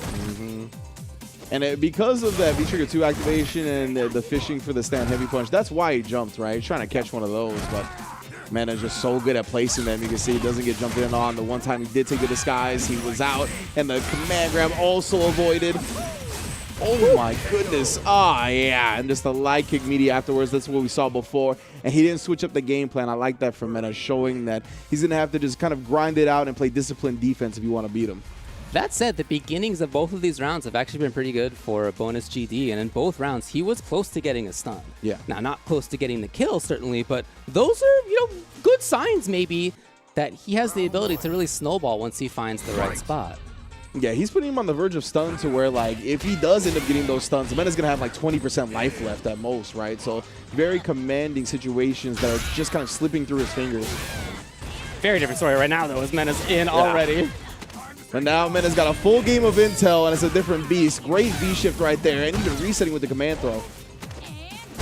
Oh, yes, now just the forward. Oh, one more again.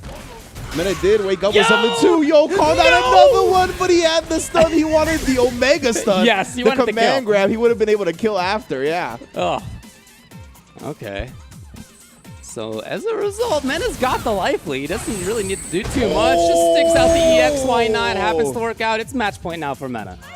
Great stuff, you know what I mean? Mena just showing his prowess in the matchup right there. You put the fireball. A lot of time they try to V-trigger movement behind it, and Mena just called it out.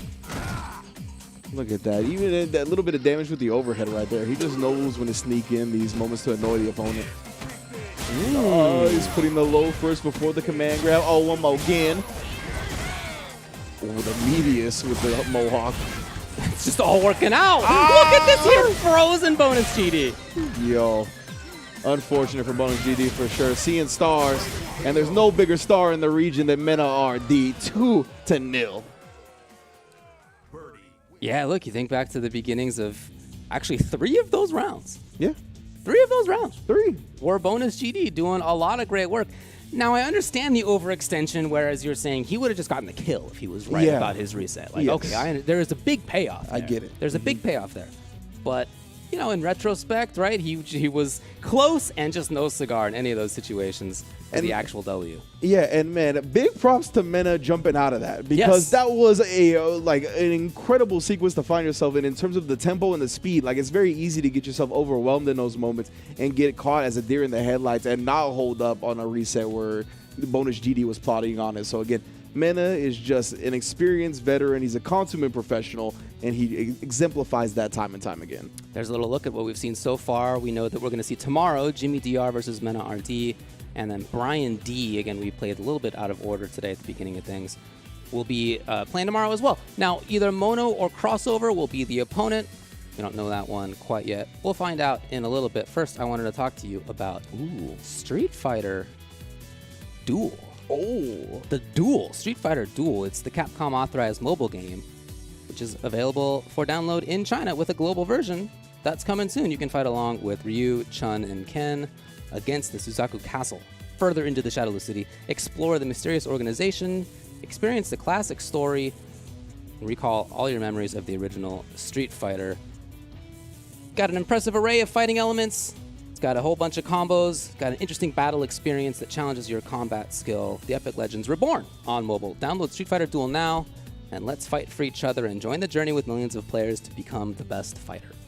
Oh, most definitely, and that's what a lot of players are doing around the world right now via the World Warrior regional events for Street Fighter V. They are fighting to become the best and try to earn that spot into the Capcom Cup. I believe one of the French World Warrior events just passed today, I believe. That was won by Valmaster, if I recall correctly. But there's plenty of stuff going down all over the globe. Literally every corner of the earth is holding down a World Warrior tournament right now, so big ups to all the local organizers that have been producing those events in collaboration with Capcom to get our players to Capcom Cup. And again, if you want more information, go to CapcomProTour.com and you can check out how to register there as well. All right, so we've seen 3 matches so far. We have a whole bunch left, including on winner's side, and then we'll dip down to losers after that. Stick around.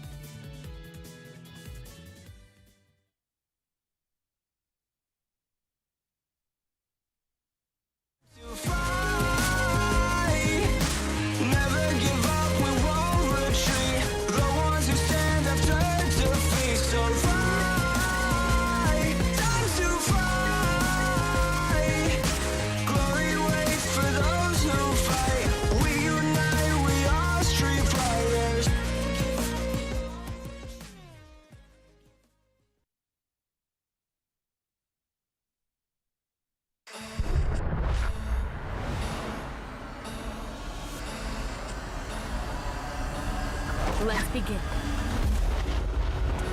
Look, if you're at home watching, please know that you're watching history right now. Best players in the world. This is a dope set of Street Fighter. Ladies and gentlemen, if you are looking for the pinnacle of Street Fighter V, look no further. Sometimes I hunt for the Look at the crowd going mad. Oh my God, that's gonna do it. Gachiku got it. He is your champion. Hold up. Hell yeah. Oh! no. Whips. Yes. What was that? Flip that. Was that the That low was so orb in the sick. air? He is your back-to-back champion. Ladies and gentlemen, the new guard takes out the legend. This one is where dreams are made. Everything's I said USA invades the stage here. And I cannot express how much this means to Cool But this morning I chose to wake up. Everything. There's no escape. Anything. Everything. I swear I'm ready. Let's do this. Bring it on. It's not enough. Let's party. Everything. Tell them I'm ready for anything. You have just tuned in to the culmination of years of work. Rest the other way. Somebody call an ambulance. Not for me, but for you. is the best without a doubt, Street Fighter V player in the world. So don't you ever think you're gonna let me down. Whoa, swear right now I'm ready to fight.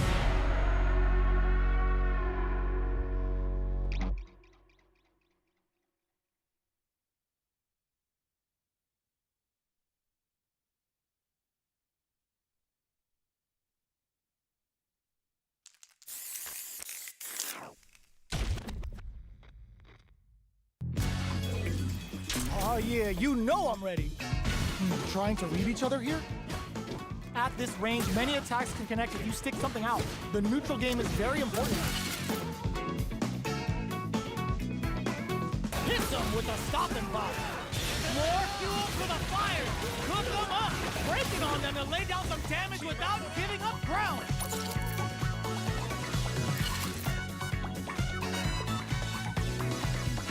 Drops them. Perfect pairings. They got a feast on this chance. What now? Can it be this time to bust this out? Perfect damage calculation. No doubt about it. They are done.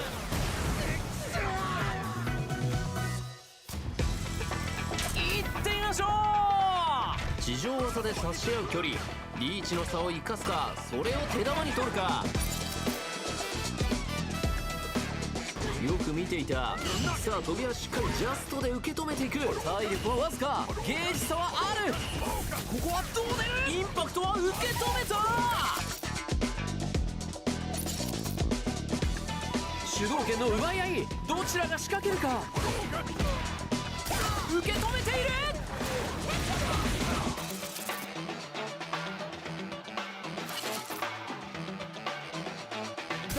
Nothing stops this train. Ooh, the drive impact hits for a punish. Player 1 can't win this without pulling the trigger. Noticeable life lead. 受け止めながらここは出し惜しみはなし。出血大サービスだ。ダメージ計算、ゲージ管理バッチリ。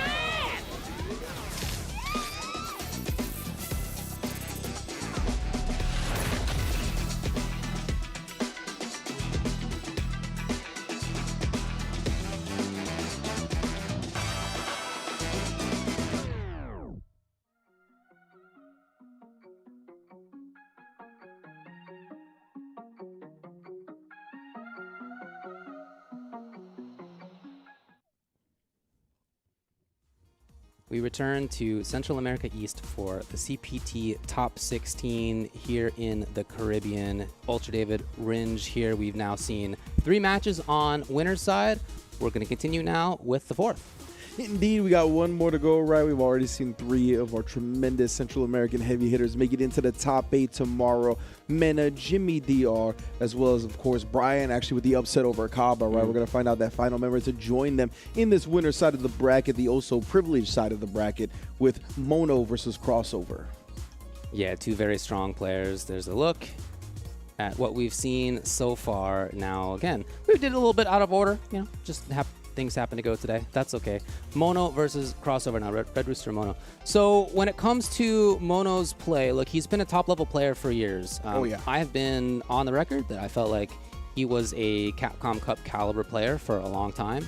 And I'm really happy for him that the character that he uses, Fang, is capable of making it happen. Yeah. And in my opinion, as soon as Fang was capable of winning a major, Mono was going to win a major with that character. And that is basically what happened, right? He took CEO end of 2021. He then had a streak of making like top 4 at offline majors just over and over again. So although he's been a strong player for a long time, I'm not sure he's ever had a run of success as he has in the last 6 months. It's been great to see. Yeah, right. I think he's a great example of sometimes the player is extremely strong, but that character is a struggle, man. And against a lot of these players that are playing such good characters that have great matchup spreads, it's just tough to make it through an entire bracket and get that dub, right? So now that the character has shown some love, Mono, combining that with all of his experience on the character, has really blossomed into an incredible player here in one of the how we wind down with Street Fighter V. But Crossover has been holding it down for a while as well, right? The Nakali, for a very long time, but of course, taking taking his talents to Luke, as he should, honestly, as most people should. But Necalli has been shown a lot of love this patch as well. I've seen the character way more than I've seen him in the past few seasons. I think that's true. Yeah. He's been given stuff over the last couple seasons that have made him certainly more effective and more interesting, a little bit more varied in terms of how you can play him. I like that a lot. What Crossover said about himself in terms of his fact is, I love playing top-tier characters, and I'm glad that he admits that and says that out openly, because some people are embarrassed about that. I've seen him play Necalli, I've seen the Akuma, like I've seen him, dance around top level, and he is there again. Again, pretty different tact on Mono's side. Facts. Yeah. By the way, not like he's always played bad characters. This was like a Yun main in Third Strike. All right, don't let him make you think that he's always a low-tier hero. Rock the Bison for a long time. Yeah, exactly. Too. Yeah.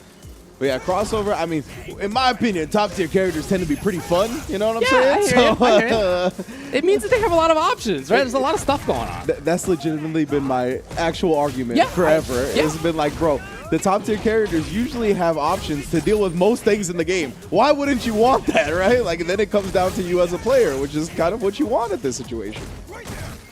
All right, now Crossover has been dealing with the poison already, being able to drain a significant amount of health. Mono again challenging him every time he puts a foot forward as well. It's going to be tough to get in. I love that as well. He absorbed the poison, right? He's going to want to take that off soon. So Mono read that and just took him down with the sleeves. This has been incredible mid-range control. Finally, Crossover's through. And a great read right there, because Mono wanted to get back to that mid-range, just trying to EX slide out. Crossover well aware of that, stuffed it with the throw, but fortunately for him, throw not doing a lot of damage. He wants a big reward right now. Jump in, blocked, and the reversal. Look at this defense from Mono. Not giving into the temptation to sweep activate earlier either, as Crossover trying to neutral jump and blow them up. Yeah, incredible risk reward management right now from Mono, right? He's like, I don't need an activate. I don't need a V-trigger to come back. I'll just use this V-meter to make sure my defense is as solid as it possibly can be. I'll work the time. It is on my side. This is a beautiful style of Street Fighter. Woo, even there. Get out of here. Look at this. And the whiff punish. He's like, I will, though. When you get antsy, I'll just make sure that I'm still on my toes. Totally in control was Mono throughout a lot of that, even as it became a race towards the end. It just never felt like he was really at risk. Oh, tried the DP, but couldn't get all the way through with the invincibility, and Mono setting up shop once again. I think he's been able to walk out of that Sandblaster range too and actually use it to set up things like V-Skill and Carpet. Here's Crossover maybe with a big chance, yes! Finally. Yeah, here he is. Gotta make this one count. Against Carl, just took the poison to the face again. And yeah, Crossover has eaten a really decent amount of poison damage in this round, to be honest. Oh yeah, it's been huge. He's got another chance as he's knocking on the door. Oh boy. Yeah, he really wasn't expecting Mono to get hit right there. Mono trying to pop off with a fierce as soon as they got close. I thought he was going to go through the barbershop window. Woo! Nice job again, picking his spot to do V-reversal so perfectly. However, Crossover is still getting this lead. Oh my goodness! Oh, that would have been was sick. a sick read. Yes. He's about to get trigger as well. Yeah, he's got it after the block fireball. Oh, and he finds the sweep activate. As soon as he got it, that's what he was looking for. A Crossover got caught, maybe thinking the slide was going to come through a little bit too early right there, and got hit on the same side. Yeah, that's a classic setup. Once you have V-trigger 1, you put out the little poison, it becomes an actual projectile. That's right. What he typically does, is you're right, is instantly go for the cross up to the other side, and so that's why Crossover walked forward. He was looking to block the other side, just not the setup that Mono went with. He knows, Crossover knows, right? Yeah. Like, so very, very interesting play by Mono, who had a lot of control. Now, there were certainly moments there where Crossover was able to get the knockdown, was able to harass and pressure. Mono's defense won out in some of those situations, but Crossover did get there at least. He did. It was a struggle getting there, though, right? We really saw how much his life kind of was sacrificed to the poison of Mono, and he's just having a great strategy right now. As you mentioned, great mid-range control, really making sure he stays out of Sandblaster range, putting the poison cloud up, making sure that it trades with the Sandblaster and then gets a poison ball out in the middle of that. He's really making sure that he just kind of wins the action economy, so to speak, in the neutral, right? He's just able to kind of outpace Crossover because of the way he's setting up shop. It is a veteran strat when it comes to the bomb.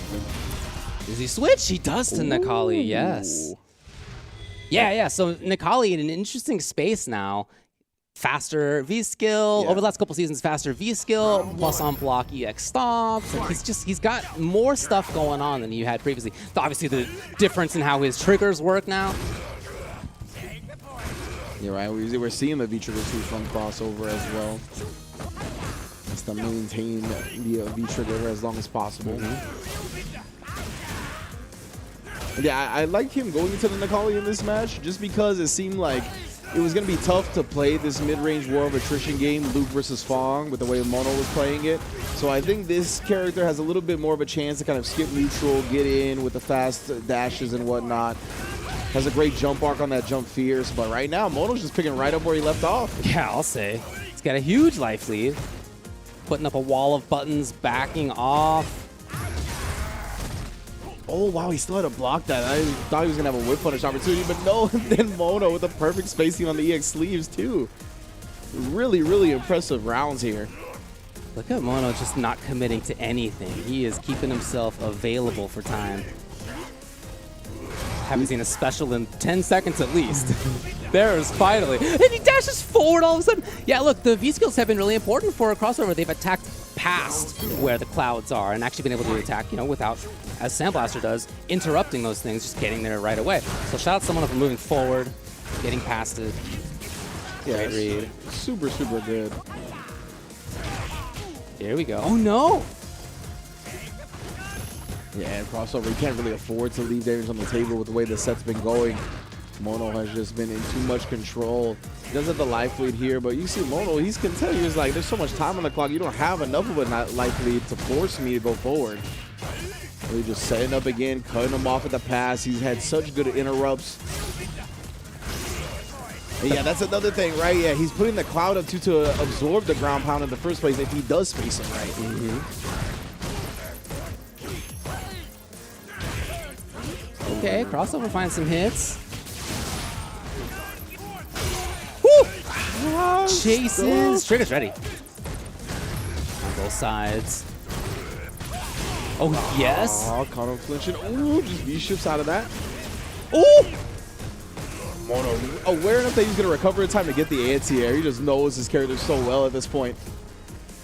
Left crossover. He's a ground pound away. Oh, but you can see. Oh, again, same exact thing. way he won round number 1. Yeah. Great Sudden stuff. dash forward. It's just a real hard bet to make in terms of where Mono's going to be at any one time. His movement with that character is so strong. Yeah, certainly sometimes he'll walk around, press light kick and the like kind of play slowly, but oftentimes he is dashing. He's doing stuff, right? Yeah. It's really hard to get a read on where he will be. It's real impressive the way Mono kind of approached that. Because, yeah, it didn't matter if it was the Luke or the Necalli, really. He kind of stood outside the projectile range until he was going to make you press, like, the long-range version of the projectile. And then he dashed forward and did Cloud. So, like, he dashed out of the long-range projectile when it came to the ground pound. And if you somehow read that it was going to be the short range, the Cloud was there to absorb it. So, like, Mono was just expert levels of playing those matchups right there. 2-0 lead, and he is going to take his spot in top 8 winners. So that's what we'll see tomorrow there on the right side of your screen. We are done with winners for today. We're going to go down to losers side for the rest of this thing. And again, 2 out of 3 down here. Whoever loses is out. Now, we're going to start out with Ajax Fidelity versus Lilo. In terms of how they have done so far, you know, we've seen Ajax Fidelity lost to Jimmy DR in winner's side, who's, hey, in winner's side top 8, pretty good. No shame. Lilo lost to Tenryu, actually took out Hermes Venatori. Oh, wow. Yeah, Okay. you know, Brian and Rob, before this began in the No Neutral pre-show, were talking about Hermes a lot, and they're right to. He's very strong, but he did not make the top 16, in part because of Lilo. Yeah, that is a major upset, I would say. Hermes Venatori, one of the premier players for Central America, and falling short in part due to Lilo. Ajax Fidelity is also a player that holds it down from Puerto Rico, I believe, if I'm not mistaken. Rocking the RR just like Mono, and he plays all kinds of games. So he is a well-versed fighting game player here. Ooh, and he's taking his talents to the Ed in this game. I love to see it right here. Both potent characters on the screen right now, Ed and Cody, have shown a lot of love over the course of these patches, and right now they are peaking as characters. So these players are going to want to show that off. Yeah, in the past we've seen Lilo play other characters. Boxer's been out there for him too, but Cody is a very strong character. Yeah. Absolutely. Mentioned by some as being among the best, in fact, this season. Yeah, if you like Cody, like if you're a fan, it is the time to play them. Like straight up, you know what I'm saying? A lot of the time we talked about how you can be a good player, but the characters are struggle. You just can't get the job done. I think that was the case for Cody for a little while, right? Like he had some good stuff to him for sure, but to perform in a tournament environment against other top level players, the character just wasn't getting the job done. Now, oh my goodness, this character is a menace. Yeah. We've even seen Sean kind of even go back to the V-Trigger 2, like the pipe. Right. But we obviously know how deadly the knife is. Yeah. Momochi showing it off with the low activates off crouch light kick. Just one of the heaviest rewards from a crouch light button in the game. Yeah, he has some of the best V-trigger, V-skill combinations in the game. I mean, they obviously both V-triggers are very effective, both really strong. Both V-skills have a lot of utility. I think nowadays we mostly see V-skill too, but you have certainly two good options there. Yeah, exactly. The sway and then obviously the invulnerable spin kick, right? You see that even, I think, still against characters that have ways to alter their air trajectory a lot, right? Just because it's a quick way to anti-air, fully invul as soon as it starts up. It kind of has a 360 hitbox to it as well. And then, yeah, the V-skill, too, has done a real good job kind of evening out some of these projectile wars that Cody finds himself in, right? The whirlwind is pretty solid, but a lot of the time when you're dealing up against like a sand blaster or a sonic boom, you really see them start fishing for these V-skill 2s a little bit more. And all it takes is one knockdown with Cody. Yeah, dude. So if he gets the successful read, the entire round could come crashing down. So I really like that choice from Lilo. I think that's cool. He says, when we asked him, to talk about this matchup, he says Fidelity is a great player. Yeah. Like, he knows that. And we have definitely seen both of them do good stuff. Last time, Central America East #2, they actually both got 13th place. Oh, They okay. both ended up in the same spot, which is the same spot that they would end up in if they lose this match right here. So this is the match, not only to, obviously you want to win the whole thing, but to end up better than you did last time. Right, and yeah, whoever loses is going to get a repeat performance. So right now, you want to have that moral W, that feeling of leveling up. That's what we're going to try to accomplish for one of these players right now. Again, yeah, both of these characters very solid in that neutral range. A little bit too far from that time to get the connection that he was looking for, but still. Lilo rocking that V-skill to that V-trigger 1. So yeah, the loadout we've come to expect from Cody's. Ooh, yeah, that is safe, the bad sand. Doesn't look like it should be, but it is only -2. Yeah, I love that V-shift. Again, we were just talking about the risk-reward management from a lot of these players. V-shift is a great way to kind of set your neutral back, reset it. Oh no, reaching and teaching his way to a dub. Fantastic round right there by HX Fidelity. I love that. Saw so much strong about him as a player as well. Whoa, a little bit too far.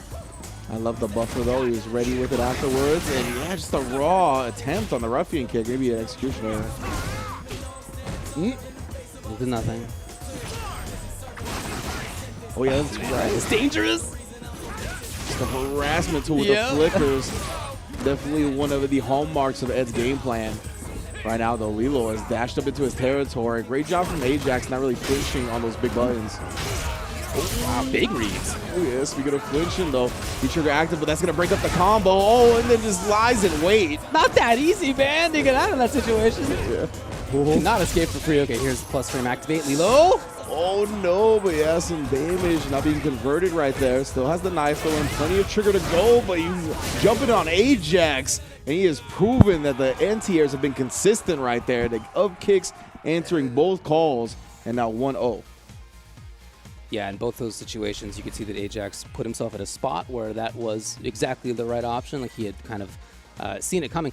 And everybody's looking to jump out of Ed's V-Trigger 1 approaching. Like, nobody wants to be there. I want to jump out. Everybody wants to jump out. Yeah. So the Ed players are looking for you to jump. Like, that is what they think is going to happen until you actually start blocking in those situations. And so really good awareness by Ajax Fidelity. It sounds like maybe Lilo's gone back to character select. Yeah, we're going to see if they decide to choose another character to bring into the battlefield, so to speak. But we saw that exact same thing when Zero Stress played Jimmy DR, right? Is that once that V trigger is on the stage, you usually prioritize as Ed staying in that spot to anti-air your opponent, because that is what they're going to do. They're going to jump. They're not going to want to sit there and take the mix. So you kind of checkmate them into a position to where either they jump or you can kind of react, because the V triggers so many hits that you kind of wait till they start blocking it and then apply your mix. That's what makes Ed's V trigger so deadly. So 1-0 score to Ajax, right? We talked about his prowess as a fighting game player. Very, very strong. Lilo going back to the character select, regain some composure here, switch to the Zeku. That's what I'm talking about right there. Bring out the Bushin style. Okay, yeah, he told us that Boxer and Zeku were options as well. Nice. And Zeku it is. So what's the loadout on this 1-1? Oh, okay, playing Jane, the stock stuff. Now bringing out the unidentified mammal. Ajax, though, is picking up right where he put him down in the last round. You see, that little forward cancel, a sweet buff that Zeku's gotten over the course of the game. Yeah, very nice roll, Zeku for sure. It's fidelity just like that in the corner. Okay, activation comes. Yeah. Oh, but nothing. Yeah, that's sort of fortunate for Lilo right Oh, there. what a call. He knew exactly what Lilo would be looking for. And trying to get out. My goodness. As a Zeku player myself, I can tell you, we're all plagued with an addiction to slide. Right. We all need to get our badges, our sober badges, go to rehab, because that does get us killed more often than not. It's match point. Lilo's in trouble. Okay. Into a little bit, but right back into exactly where Ajax wants to be. Yeah, exactly. Ajax has found himself pushing Lilo towards the corner again. You can see, I love how he's not too aggressive about it, though. Really just trying to pick his spots carefully. Great buffer right there, though, from Lilo. Now Lilo a little bit more content. Okay. Trying to catch him off guard a little bit with the speed of Zeku. But Did he get him? No, not quite. Not quite. That's going to hit. Yeah, you can't be a reversal of that, fam. What was expecting, he saw the button from Zeku to come out, just committed to the whip punish, but actually able to recover in time. Now Lilo with a big punish of his own. He's still got the threat of that trigger.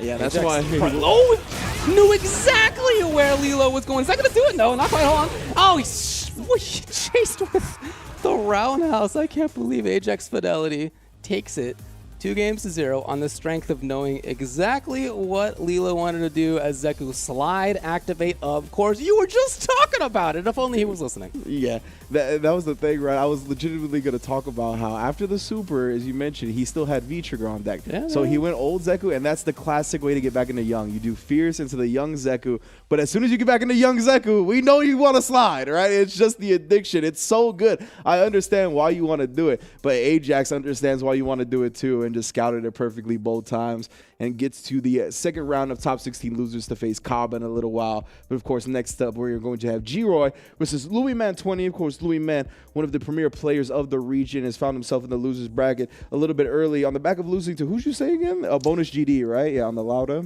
Yeah, exactly right. Yeah. So yeah, big ups to Bonus GD, who has found himself down here too. Had to face Mena after facing Louis Man. Rough bracket, you know? Yeah, for sure. We talk about bracket luck sometimes on the broadcast as well, and that does play an important part in players going far. And yeah, it's a tough road for Bonus GD, facing two of the heaviest hitters in the region. But he did manage to defeat Louis Man. That's why he's down here in the losers bracket. And he's got to face G-Roy's Rashid, which historically not a fun matchup before Dalsim. We did see Mr. Crimson, I believe, overcome it at the Saudi Arabian tournament. But still, it is not going to be an easy task. All right, well, we got a quote from Louis Man. Let's check in and see what he had to say. Says, a very hard match since all the players in top 16 are amazing competitors. Absolutely agree with that. Oh, yeah. I think we've seen that so far. Yeah, right. Everybody has been showing out their brand of Street Fighter. Again, we've always been able to really count on this region for some explosive, entertaining matches. It's been great to see their development over the course of Street Fighter V as a fighting game scene. And Louis Man, one of the premier players, and he's got a lot of respect for his regional mates, right? Everybody has been grinding and really showing that this region is one of the best in the world here. So much so that Mena has been named captain of Team North America for the North American versus Europe event that's going down next week on the Friday of Evo, I believe. So because of that, I mean, you can see how respected they are, not only in their own region, but worldwide. For sure. That's absolutely right. Yeah. You know, when it comes to G-Roy, he's a player that I'm less familiar with. So I actually asked some of my friends out in the Caribbean, like, you know, what do you know about the player? They all had a lot of positive stuff to say, that he's been playing for a long time, that he's been a strong player, just somebody who hasn't really been able to travel. So if you're not from the region, you might not be as familiar with him. So really cool to see this here. And what he said as well in his quote is, we know each other since we have played a lot previously. Okay. So, you know, just there you go. But yeah, right. Another little bit of extra evidence, like there is a lot of familiarity here. These are two players in Santo Domingo as well in the Dominican Republic. G-Roy says anything can happen. Yeah. That's it really rings true at this higher level, right? Yeah. And that's why we talk about how all these players know each other so well, is because when you've gotten to top 16 territory of a Capcom Pro Tour tournament, you are a grinder. No matter what region it is, right? You have to grind your ass off to get into this position. And because of that, you're going to end up facing a lot of these other players that have been working as hard as you to get into these spots. So no surprise, a lot of them are familiar with each other. It's always cool, though, to see these players that play either in ranked matches or casuals or offline or whatever, when they get to face each other in tournament environment, right? That's always a little bit of a different story. There's a set limit on the line, right? You only have 2 games to win. It's not like you can just keep getting the one more and whatnot. You got to make sure that you're satisfied with what you bring to the table. So this is going to be a good one for sure. Louis Men and G-Roy, I'm looking forward to it. G-Roy said that he could also play Falk and Dan. You know, I think that you're probably right that the best choice there is Rashid. I think that personally Dan actually does pretty well versus Dalsum. I don't think that he wins, but I think it's like a pretty evenish matchup. Falk, super good character. Yeah. No. Not the choice. No. Not the choice versus Dalsum. Yeah, we saw, I mean, at the Saudi Arabian tournament, we saw very first round was Mr. Crimson versus Four Fills. And Four Fills busted out the Akira. He did not even play the Falk. Don't even do it. He was like, no, he down 2-0 or whatever it was. He's like, I'm not playing the Falk. Yeah. So I think that character is going to stay on the bench, considering he is facing one of the best Dalsums in the world. Yeah. And what I like about Louis Man's Dalsum is, I think a lot of stuff, but what I really like about it is his kind of classic Dalsum control. You know, there are Dalsums who, all the strong Dalsums have all the, you know, good stuff with the character, but some are more focused on sick V-trigger stuff, and some are more focused on the offense specifically, and some are more focused on just like very patient stuff. Louis Man's control is just excellent. Like when I see him have success, it is largely with him knowing he's at the right spot on screen. He does occasionally, you know, bust in there and play the offense like you have to, of course. But his mid-range control really always stands out. Something that's very interesting to me now that I'm watching the Dalsums a little bit more closely is how different they are defensively. Yeah, for like sure. It's a really fascinating, right? Like Crimson has great defensive cycling. Arturo, I think, has these really niche situations, like these choices, like the roundhouse sweep that gets him out of these weird scenarios, right? And Louis Man's that traditional, like, I'm going to prioritize staying at the certain range to make sure that you never kind of get into a spot you're comfortable in. So it's really dope. All of these players have been playing these characters for so long, but screw what I said, because no Dalsum today, at least for now. We got the Rose being represented instead by Louis Man. Look, I think that's a good call. Yeah, we've seen him play Rose plenty of times in the past as well. He's done well with that character. And it is true that Rashid presents a problem for Dalsum. Yeah. So don't put yourself in that situation if you can avoid it, and he can avoid it. He's got a really strong Rose. Yeah, we mentioned the game starts at the character select. You got to give yourself the best opportunity to win. That's why the Falk is staying on the bench, because of the Dalsum threat, right? And that's why he's bringing out the Rose, because Rashid typically does very well in that matchup. And yeah, Louis Man has a tremendous Rose as well. It's not the first time we've seen him break it out in the Capcom Pro Tour. Rocking V-Skill 2 and V-Trigger 2, so we're going to be getting up to some shenanigans. Stuck all of a sudden. Tripled up on the crouch fierce. Yeah. All right, it was all part of the plan, I guess. Which way am I going to go? Rashid flying through the sky. Oh, my goodness. The Eagle Spy combo, bro. It's still going. I didn't realize he had the V-Skill 2 till then. My goodness, the extendo combos for G-Roy right here. I think back to what he said. We know each other. We've played a lot previously. Anything can happen. Yeah, V-Skill 2 Rashid was not what I was expecting to be on the table here. Even if anything could happen, I still wasn't expecting that. Now Louis Man looks much better, much more in control this round, right? That last one just kind of got away from him, and that's something that can happen in fighting games. For sure. Overwhelmed snowball effect, heavy. V-Trigger. Oh, it actually catches Louis Man trying to set up shop, and now back into the V-Trigger as well. It's pretty good. Ooh, that Great patience. Okay, yeah, they play each other a lot. For sure. Yeah. Like, that was a crazy anti-air for a V-Skill jumping from that far. Like, Ooh, again, and then he had the specific answer that time, but didn't get the follow-up. Now G-Roy gets a chance here. You got to make something happen, fam. Ooh, grenade, and that's easy follow-up. I love that trigger this season. It's so strong. Yeah. You really have to respect it. As the person on defense, it's not the kind of thing anymore where you can just take the throw and not worry about it. You have to be concerned. That's so good. I'm glad because that V-trigger gives a lot of creative expression as a player, right? So I'm glad that it has been buffed to be usable. Walking up, okay. Back to back with it. Ooh, try the third time. Both of these players looking to send a little bit of mental messages as well. Ooh, okay. Yeah, can you get a punish? I don't know, maybe. Yeah, I'm not sure if it was a proper punish or not, but either way, G-Roy will take the damage most definitely. Yo, the crouch jab. Okay, old school. Oh, that's baby kill? Super no! Okay, yeah, with the CA follow-up, it definitely would have killed. Oh, finally an anti-air fails, and now G-Roy tagging on the damage. Universal block. Activation point, juggle!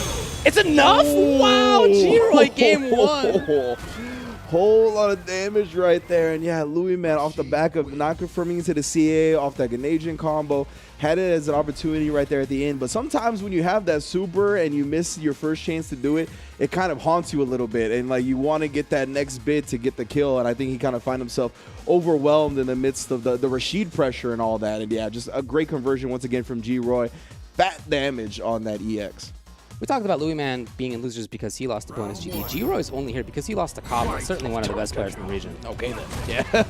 Both of these players, you know, definitely no surprise. And now Louis Man again, he doesn't want to let this get into that tempo that Rashid is so good at. Really what Rashid players look to exploit, trying to turn up the volume a little bit. Yeah, turn up the movement, make it so that this zoner can't really control space by being unpredictable. Okay. Yo, ridiculous call out from Louis, man. The jump forward air there with Rose. Huge damage right there, too. You cannot set up shop autopilot-wise. G-Roy, though, again, the experience showing off right there, too. Picked the perfect spot to do the EX reversal. Oh, I was going to say good blocks. Got to open up at the end. Oh, my goodness. Counter hits on counter hits. And finally exposed one more time. Louis, man, finds the low starter that he needed. Louis Man, of course, is going to make this a close one. What a start from Louis Man. G-Roy just happened to jump forward. What a price to pay. You see the damage. Oh, man. Just like that. Well, I'm never gambling at 99 seconds again. Right? Why did I do that? Oh, man. Ooh, oh, yo, still covered, though. That was levels to the anti-air, but G-Roy, again, another huge jump. Oh, no, kind of reaching now. 3 hits. All 3 have come from jump-ins. Oh, baits out the anti-air that time. G-Roy finding the timing on Louis Man's defense. He's making this look difficult for Rose for exactly the same reason that it's difficult for Dawson. You just don't know where Rashid's going to be, and he's got all this mobility, and all you want to do is anti-air. This is so smart, though. I love this adjustment. Going with the orbs, the satellite orbs, because like that's like a fail-safe. What a call-out as well with the anti-air towel. Hey. Confirmed from Louis Man, working his way towards the corner slowly. No? Out of here. Okay, what a... You knew where he was going 2 seconds in advance? That was a ridiculous call out. Nice frame trap as well. You give him the hesitation right there just in case he did bust out with the EX reversal. Oh my goodness, the chop though. Oh, it takes his one. The V trigger, I thought Louis Man thought he was stuck in that damage. I don't know what the hell that was. Next 6 for stunning the kill. Oh yes! My goodness, the stun is here. He does build to a single bar. Gonna get the EX almost definitely. G-Roy eliminates Louis Man 2-0. Very close games, but man, did he make the most happen. The V-Skill 2 choice I thought was so smart. Again, what's difficult for characters like Rose, Dalsum, etc. in that matchup is knowing where Rashid's gonna be. Yeah. He's just so fast. He's got all these different tools on the approach. He can vary his jump arc. He can run at you, and all of a sudden there's a big whirlwind coming out. I mean, there's just almost all this stuff. And V-Skill 2 makes that all the more unpredictable. Yeah. You just have extra options, and he played that to a T. Even though, as we were talking about, you could clearly see Louis Man has a ton of experience here. Like, he was, in some cases, specifically calling out where G-Roy was going to go, even with V-Skill 2 movement, and yet, nevertheless, still difficult to deal with.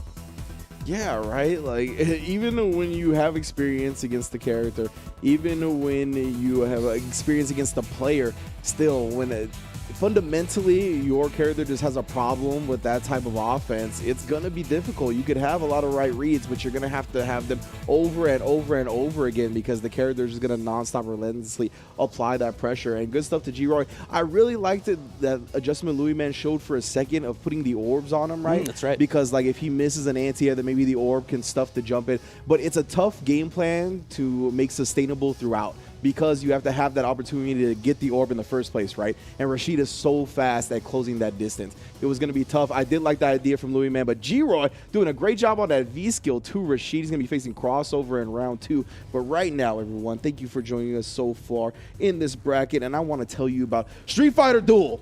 You know what it is. The Capcom authorized mobile game is now available for download in China with a global version coming soon. The epic legend is reborn on mobile. Download Street Fighter Duel now and let's fight for each other and join the journey with millions of players to become the best fighter. My girl 11 said it came out on the upside down. So Oh, sweet. Yeah. Okay. Well, so, maybe I'll be over there yeah, next. that's good. Look, I want to talk to you guys about what's coming up. What's coming up is Evolution. Have you heard of it?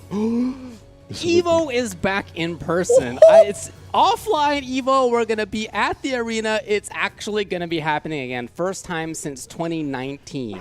It will be back Friday, August 5th, Sunday, August 7th is when it concludes. You can check it out at evo.gg. Don't forget that whoever wins the Street Fighter V portion of Evo automatically qualifies for Capcom Cup. And well, they should. And well, they should. Because that is a horribly strong bracket. Those brackets are up now, in part for review, but you can see who's in there, and every single pool has at least one or two folks who can make a deep, deep run. It's going to be tough, as it always is. You got to check it out. By the way, registration's also open for CPT Australia. That will be happening soon. Hey, a couple weekends. It looks like the weekend after Evo, in fact. After that will be Central America West. The registration for both of those is open now. Man, nothing that makes me feel more at home than hearing that the Evo champion is an automatic qualifier for Capcom Cup. Man, it really feels like we're getting back to the norm with fighting games when I hear that. So beautiful thing, beautiful tournament so far. We got Evo Australia and Central America West on the horizon. The action doesn't stop, and of course, we are not done today either at Central America East. We'll be right back with some more matches. Do not go anywhere right here on Capcom Fighters. Yeah. Time to fight, time to fight. Never give up, we won't retreat. The ones who stand have turned to feast. So fight, time to fight. Glory waits for those who fight. We unite, we are street fighters.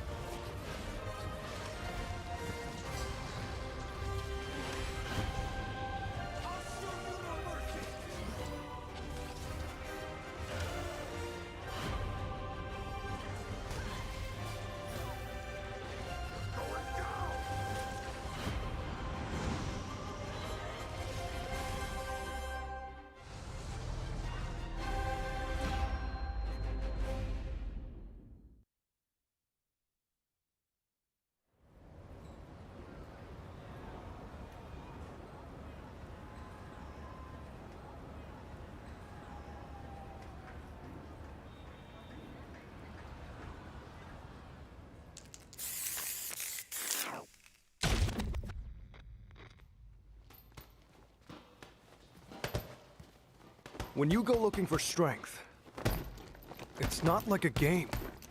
This journey doesn't have a real ending. Okay then, hope you're ready to begin. If you want to start off on the right foot in this city, hit the streets. Yeah, hey there, I do this. Never fear losing. And when I get up in the game, y'all be improved. A real problem, but I solve them all face proof. And if you think I'm going forward, then you talking fool. Yeah, y'all wanna win, let me spin, boy. I done society, I'm super fly like I'm hanging off the rim, boy. I've been winning for my kinfolk, and I put on for my city from the intro. Fight!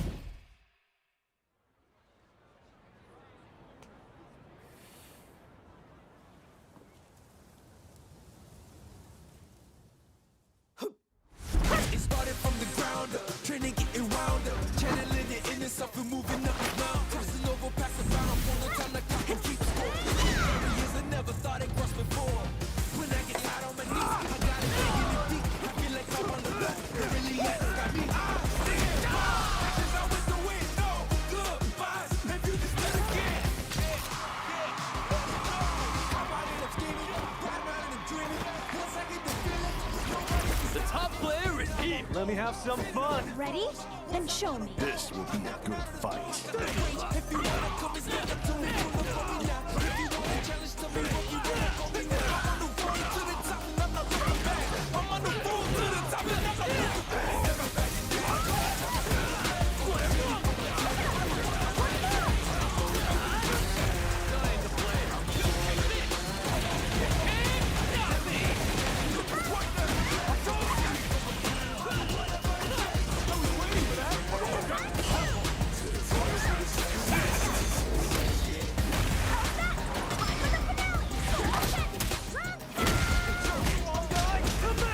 This is our destiny. My secret art, Street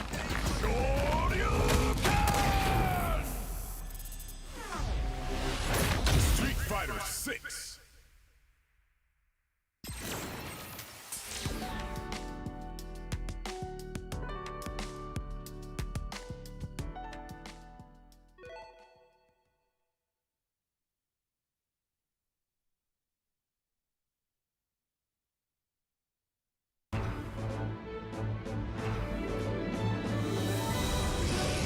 All riders have to strike out on their own. Let's do this.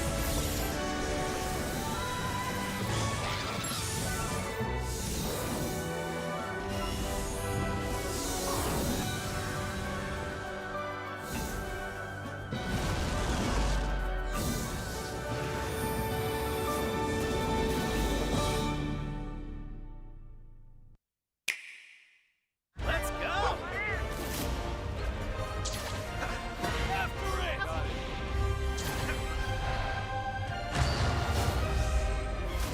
Fear my strength. Have a taste of this. Don't take this personal. I'll show no mercy. This is for my fellow hunters. What's good, everybody? Welcome back to the Capcom Pro Tour. Of course, today we are covering Central America East. We already got our winners bracket laid out. I am Ringe. This is Ultra David. We got a couple of losers round one matches in the books, but we got to get to the remaining ones. Ain't that right? That is correct. That is absolutely correct. Yeah, we have 2 more to go until we've seen all of round 1. Next one coming up is going to be Isaac versus Tenryu. Yeah. You'll see right here. After that, we're going to have Strange Hail 8 versus, I'm going to say Isaac as well. Yeah, I'm going with that too. Sweet. All right, good. Yeah. As far as the next one coming up, right? Isaac versus Tenryu. Isaac got 9th at Central America East number 2 last time. Tenryu got 5th at Central America East number 1. Okay. So we got a couple of guys who can make it happen. For Isaac, Akira's, who we're going to be looking for mainly. Seen him play Chun too. And then for Tenryu, every time I've seen him play, it's been with Nash. And like again, he's had some big-time success with Nash. He took out Lilo earlier in the tournament. Oh, wow. Only lost crossover so far. Yeah, another Good play. major hitter for sure. Crossover, of course, falling to Mono, but nothing to sweat about that for sure. And yeah, I like seeing both of these characters. It's still a bit underrepresented in the high-level meta of Street Fighter V, but we've seen them more and more, especially Nash. I think has had a little bit of a resurgence in the later part of the game's lifespan. And of course, Akira, I think, is still a little bit underplayed, but definitely a deadly character. Has great walk speed, has good V-trigger shenanigans, has ways to annoy you in the neutral, which like a fireball spam if she wants to go with that V-trigger. Yeah, definitely a way to kind of get under the opponent's skin. Yeah, I like her a lot. I think she's really, really strong. I'm totally with you. I like her mid-range buttons a lot. She attacks at ranges where most characters can't really. Yeah. You look at her and you think like, oh, small character. She's not No. in terms of her buttons. Like when she hits the roundhouse with a fierce button, she's doing it from downtown. Very strong in that sense. And then just a lot of other strength, a lot of damage output, a lot of great Oki setups. I really think that she's strong. We'll see if that's what he in fact goes with here. It is going to be Chun. Yeah, look, Chun is a really strong character as well. Yep. I love, we'll see what, I didn't see what Trigger and V-Skill. We'll see, but she's got a couple of strong options there. I really like V-Skill 2 this season. I think it's got a lot of strength. The fact that you can flip over stuff and still get a combo is really nice. Yeah. Got great buttons. Yeah, it's going to be Trigger 2 and V-Skill 2. And that's something that kind of does transfer from character to character is the potency of the buttons on Chun-Li and Akira, right? Definitely Chun-Li, that same school of thought to where it's going to be tough to contest her buttons. But if you can nullify that space and get her in the corner, it's all the great equalizer. However, a big bust out can prevent the stun and the kill, honestly. Yeah, that was a really big moment right there. But right back into a very similar situation, though. Hold on, Isaac's got a chance. The blocks, but how long are you going to survive, fam? Tenryu, ooh, the soul bot. It's such a fortunate timing to take him out and then catches or flinch him. Great stuff to Tenryu. This Nash is really strong in offense. You know, the changes that they've made, his variability of boom timings and the like, plus frames, combos. He just is a really strong corner control type character. Yeah, most definitely. You can see already has kind of bullied her into this spot again. Ooh, and he's got a couple of tools in the neutral against Chun-Li that are actually pretty decent. That soul bot kick, the bazooka knee, these buttons that move him forward that are quick. Actually counter hit some of her buttons. Oh, too far! They're safe on the EX legs, just backdashing. You see Tenryu really content with just going back to the neutral game. Didn't even try to take his turn after the EX lightning legs. V-Trigger 2 is on deck here. He wants to skip the neutral, but ends up getting opened up himself. Oh, setup. Yeah, interesting. The token afterwards caught him flinching at the wrongest moment. EX lightning legs, and that V-Trigger follow-up led for the kill. Such a sudden burst of movement. It wasn't just about the trigger. It was also, before that, with dashing into low medium kick to start things off. So all of a sudden, quite a different style out of Isaac. Looks like he's trying to keep that going. More offense, more forward movement. Oh, another spinning bird kick. Stays active enough to stuff the jump in. Oh, no. Tried to maneuver around that fireball at the wrongest moment. Ate a big jump in for it. Nice whip punish from Tenryu. Yeah, ooh, the moonside. Another great kind of button that takes up a lot of space up against Chun-Li. Oh, he might as well just come off all of it now. You're not going to get a trigger at this point. Yeah, has one bar of resources available for the V-meter, but the soul bot catches her mid-air. Ooh, rough way to go out. One of the ways that annoys me the most personally. It's very good. Yeah, my jump gets stuffed on the startup by one of those big buttons like that. And the soul bot, I think, is a primary tool for Nash in this matchup. There's a way to kind of advance him forward a little bit at ranges that Chun-Li thinks she can press certain buttons in that are going to be a little bit too slow a lot of the time. You can see that range where Chun oftentimes feels comfortable around stand here, something like is also a range where Nash has things like Sobat. He's got, yeah, just like that. He's got his own knee bullet. He can put out Sonic Boom and start pressure. He can moonsault over. He himself also has a lot going on at that same range. Yeah, right, and really a plethora of options. And that's another big tool for the Sobat as well, the low crush properties to it. You saw it go right over the button of Chun-Li. Oh, perfect spacing on that, but Isaac, well aware that Tenryu wasn't going to get a follow-up. However, we're still locked in this corner. Both players trying to battle for a significant hit. Ooh, that might be a one. Yeah, exactly. Yeah, underneath was really important to see.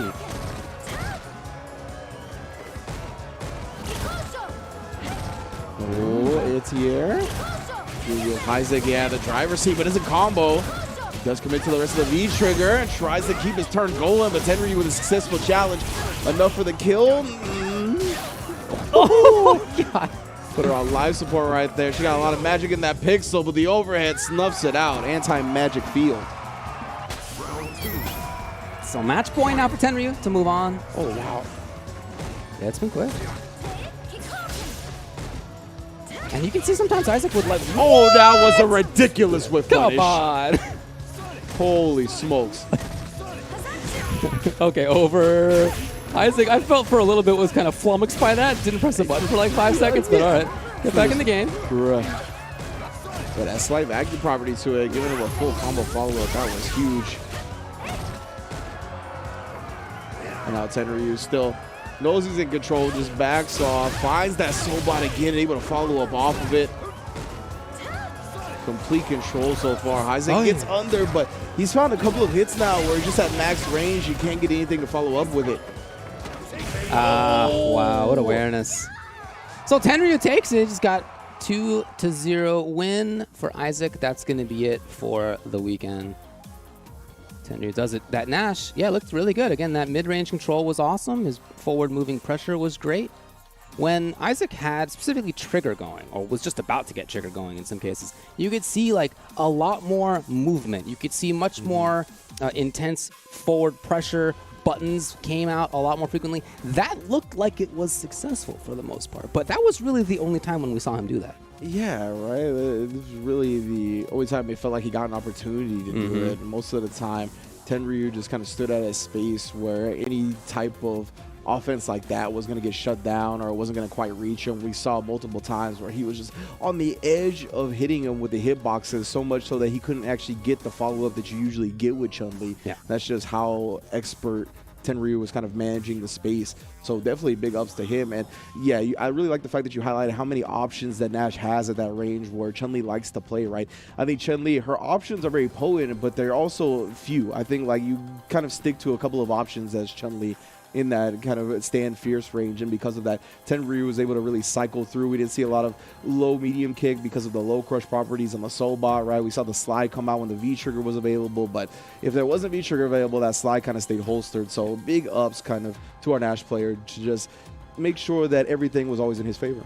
For sure. We'll see him again in the next round of losers. We got one left in this first round of losers. That's going to be Strange Hail 8 versus Isaac. Strange Hail from Puerto Rico, from Ponce, and we have another Santo Domingo DR player on the other side. Now, this is cool. I really like that we have a couple characters here who are not common. We have a Ryu, we have a Honda, and we have two players who have had success with both of them. In fact, they both got 9th place in the CPT last year. So that's just, demonstration. But I've also seen Strange Hail in other situations put big hurts on very big name players. Really good player for sure. We have a quote from Strange Hail that I'll let you do the reading of. Oh, nice. Okay. Let's see what we got here. Today, a Honda will experience the foreign concept known as neutral. My goodness. Unbelievable. I could see why you let me read this. Unbelievable. Just slandering any and all Honda mains. I like it. Including not just half of the commentary desk here, but also the very guy who chose the quotes to highlight today. Oh, no. He's like, you're coming after me? All right. I'll let the public know that you're enemy number one for us Honda players. Exactly. Yep. That's too good. Shout out to Strange Hail. I mean, honestly, I do think that Ryu is a tougher matchup for Honda. I think that he's got really good control. You got to have Visca 1 for sure as Honda in this match, but even if you do and you can clap those fireballs, there's just still... Ryu is a strong character, man, and he's not commonly seen, in part because if you want to play Shoto style, like just play Luke or whatever, but if you want to play Ryu, you can definitely do that, and he's got good buttons, and he's got good Oki, and he's got big damage, even on top of having pretty good screen control with things like the booms. So I do think that it's on the tougher side, but we'll see how Isaac approaches it. Yeah, like you said, if you want to play Ryu, right, and that Ryu classic style, that footsie fireball DP stuff, right, that is definitely good for him this patch around. That crouch medium kick is very annoying to deal with. It's way more annoying than it's ever been, I think, in Street Fighter V, maybe since Season 1.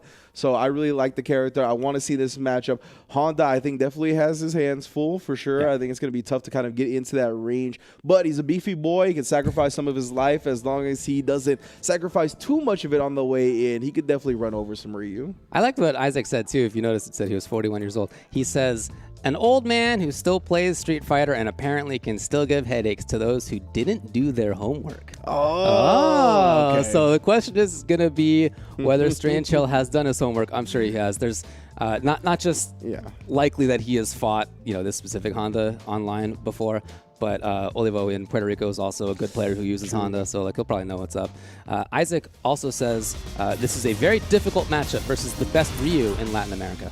Okay, well, there you go, right? As long as he's studied up, he needs to play it as the textbooks would indicate, right? You can really have your advantage as Ryu in this matchup. So when you approach a matchup like that as the player, you kind of just need to start by executing the game plan. Wait to see if your opponent brings something different to the table that's going to make you change it up. Yeah, he snowballs well, this character. He gets a lot of Oki. There we already see in the corner. Great confirm off that, and back throw's going to stun. Already showing him the stars. We're going to be mid-screen, but he's a back throw away from death. Oh, yes, indeed. Strange Hail 8. Beautifully calculated on that whole offensive sequence. And you saw that there was a Visca 1 clap that was about to come out that got busted, and after that it was all Ryu. So Again, not easy to use even that, and the Oki that Ryu gets is just very scary. Great stuff from Isaac fighting back here. That's the kind of defensive choices you need. You're going to need to be very confident in them and convert not just a button, but a special afterwards like we saw with the headbutt. But Strange Hell, again, looking like the cleanest Ryu in Central America. Yep, shutting down all these approaches here. Now there is a, yeah, he was looking for forward roundhouse activate. Oh, look, loving this movement right now out of Strange Hell. Yeah, strong movement in and out of that range where he knows Isaac is going to want to put something out. The whiff punishes have been super clean, to the point as well. That was optimal right there. Straight into the donkey kick, super. Nearly put him out with just that one combo. So great stuff from Strange Hell to start the set. Yeah, very, very impressive stuff. And we're just seeing all the aspects of Ryu that you want to see. We saw brief mid-range control directly into Oki and big damage. And then he had, again, that great movement in and out of the range that Honda was hoping he would be at. So got to see a different approach here from Isaac. We'll see if he can find it. Yeah, Isaac getting kind of run over in those last 2 games. He had a very successful challenge, but he couldn't really snowball into anything. He does have the corner here, but I love this from Strange Hill right here, showing a lot of confidence in projectile game, using that fireball as an extended poke. Hey, stay outside my normal range, I'll just throw those projectiles. The Hondas are another type of character that we don't see jump a lot, but failed buffer there. Nice, making out what he could. Ooh! Oh, what a choice on Isaac's side. I love that. Big V shift to avoid the dungeon. Ooh, and gets the auto-correct headbutt to the other side. Backbreaker, bear hug. Isaac not going quietly into the night. No, he was able to get the corner fast. We're seeing trade a lot with stand medium punch. Very important tool in the match. Huge opportunity. No! Oh, boy. Got it. I just talked about how Hondas don't jump a lot. He found a huge jump in, but lots of damage left on the table. Yeah, going back to the well. I don't know if you're going to find any water there anymore, bud. Yeah. I think that has dried up. That bucket spilled, and there is nothing left, fam. Unfortunate, too. It's just something you desire so much after seeing it drop. Another huge drop here. Yeah, surprised not to see the follow-up for the corner. Strange Hell could be at about 20% life right now with 2 of those combos, as long as they were executed properly. Fortunately, has found himself on the wrong end of the round instead. Isaac got to bounce back. Definitely showed the prowess, the skills to take the whole game. Could have been in control of that last round. Just a couple of execution errors really let it slip away. I like the EX butt slam. We haven't really seen that pop off at all yet. Okay, yep. Prioritizing back to control. Oh, here we go. Set on the offense. Oh, huge anti-air right there, right before he got the cross. Great stand fears. No. Yeah, he tried that twice, and Strange Hill adjusting perfectly the second time. I like that setup. Tatsu staying in front. Ooh, just a chop to the dome. Take him to the corner. That's a whole lot of damage. You got to guess for game. Guesses correctly both times. Anything will do it, though. Oh, he gave him a huge opportunity. Strange Hell now will have Oki.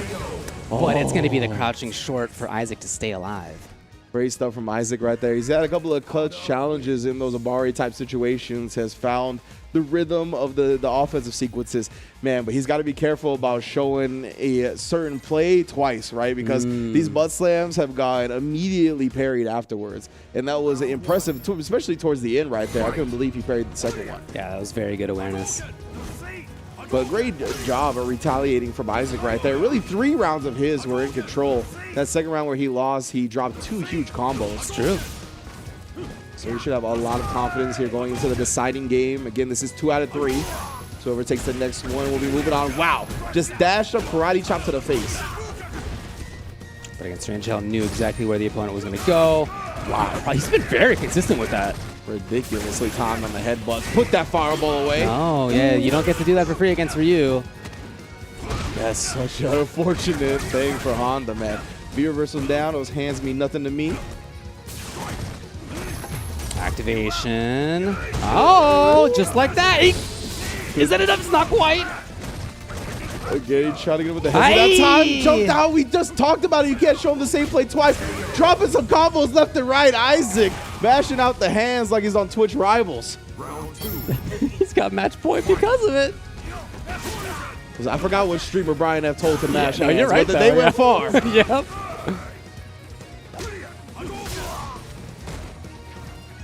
Now Strange Hell, yeah, you can see playing, I think, with a little bit more frantic pace, a little bit more frantic movement now. Found themselves down set point. Let's have control. Looks like they're settling down a bit. Okay.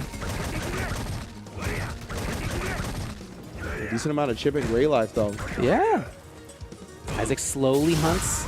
No, knockdown here for Strange Hell. What a tech. Dashing in, Strange Hell was ready.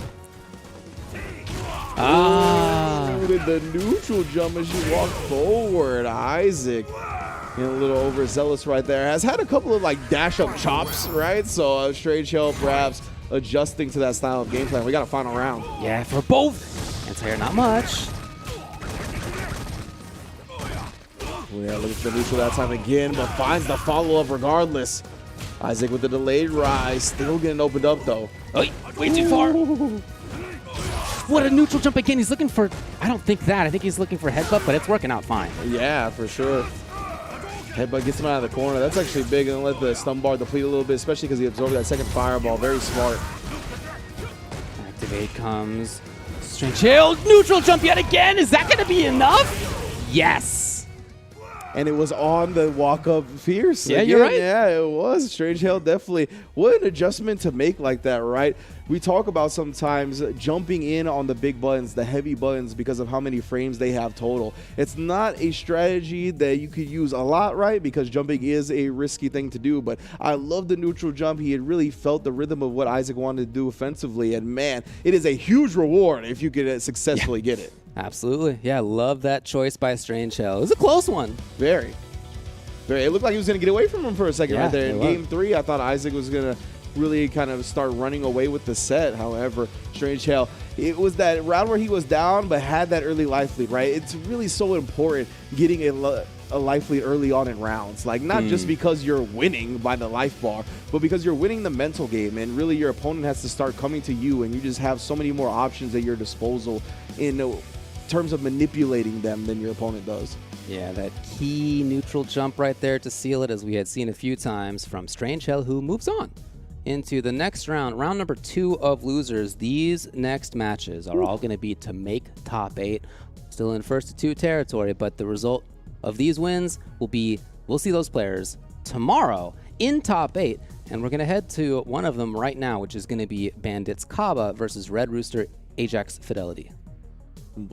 Definitely Kaba stepping back up to the plate right there. You see the guile next to his profile picture, but we did see the G in round 1, right? Ended up running into a fellow guile player, avoided the mirror with the G pick the first time, but fell to Luke 2 games straight, not switching to the guile.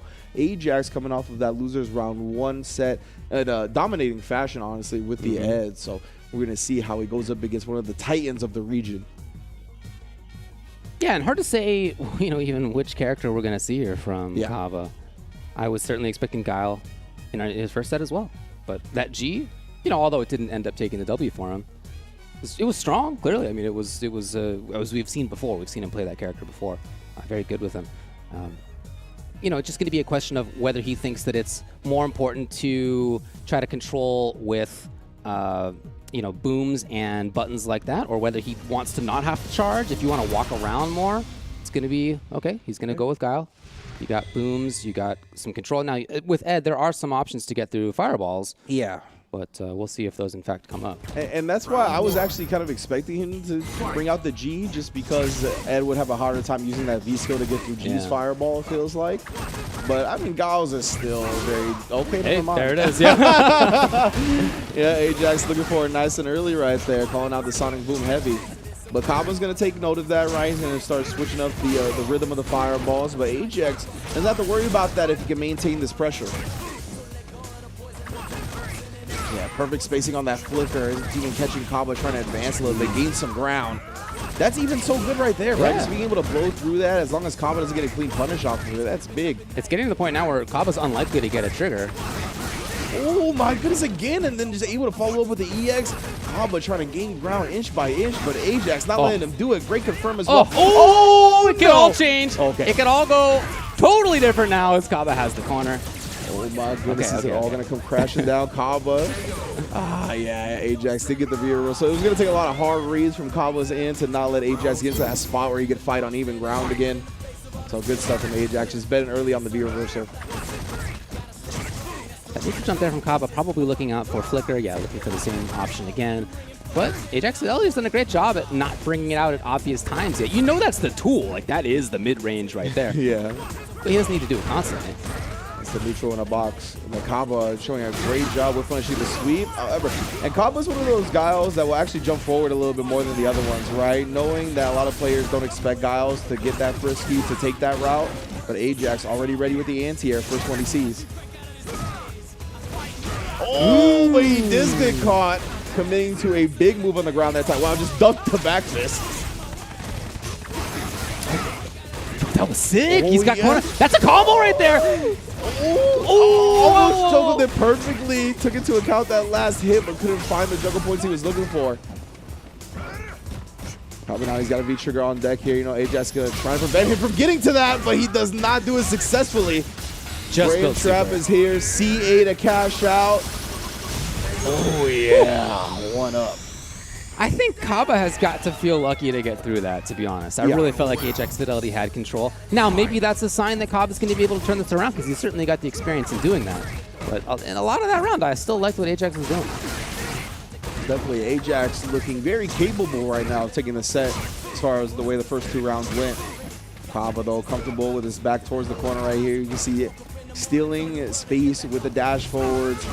Oh, and a beautiful job walking out and then whip punishing with the sweep. Just so clean. However, the flickers, it's that neutral in a box right there. So good at taking up that space immediately in front of Ed very quickly. Yeah, like a quarter screen in front of Ed. Yeah, it's great. Ah, okay.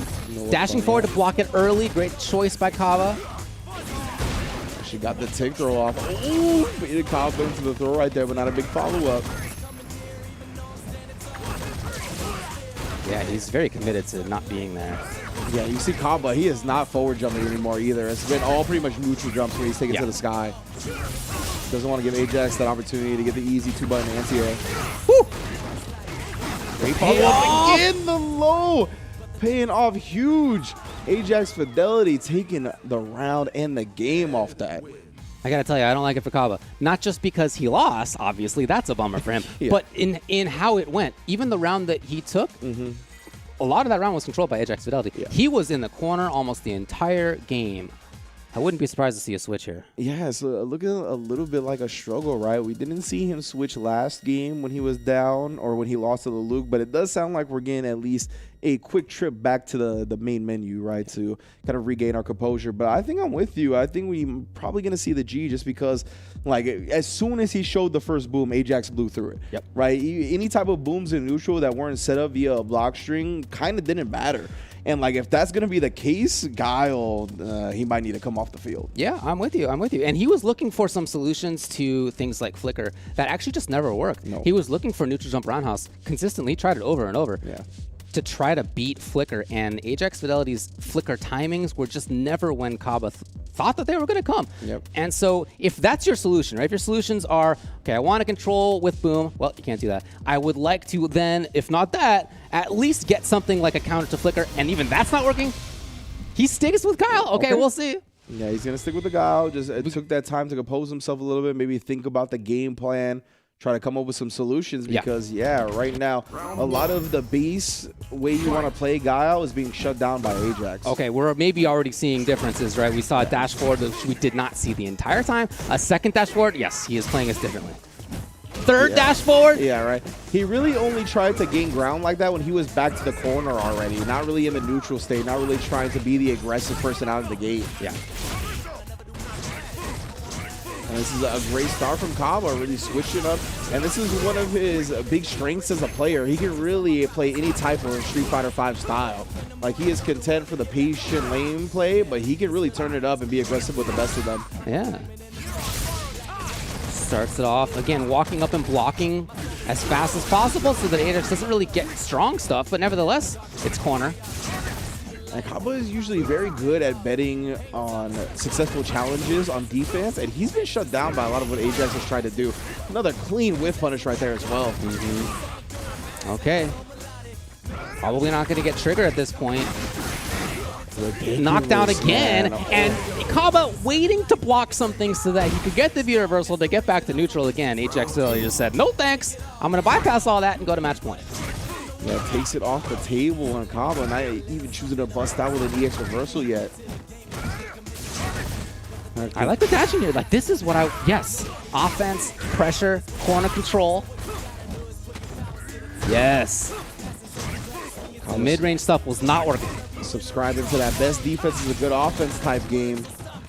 Nullifying a lot of what Ajax wants to do. Ajax pressing that reset neutral button with the V trigger, but he doesn't get that big of opportunity off of it. Walking forward rather than dashing, but that's fine. Kaba, same result, out of the corner. And here we're still fighting back to that mid-range, and Kaba successfully doing so far, but again, we're going straight through the Sonic Boom.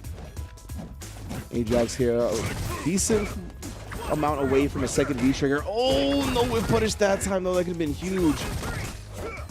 Even with a sweep, if he could have got like a crush counter, build that V-trigger. Oh, he got it at the end right there, and I think he got caught thinking about it a little bit. Kaba just touching the feet twice. Yeah, it was good to see for Kaba that what actually got it right there was him walking up a little bit and then crouching it in kick.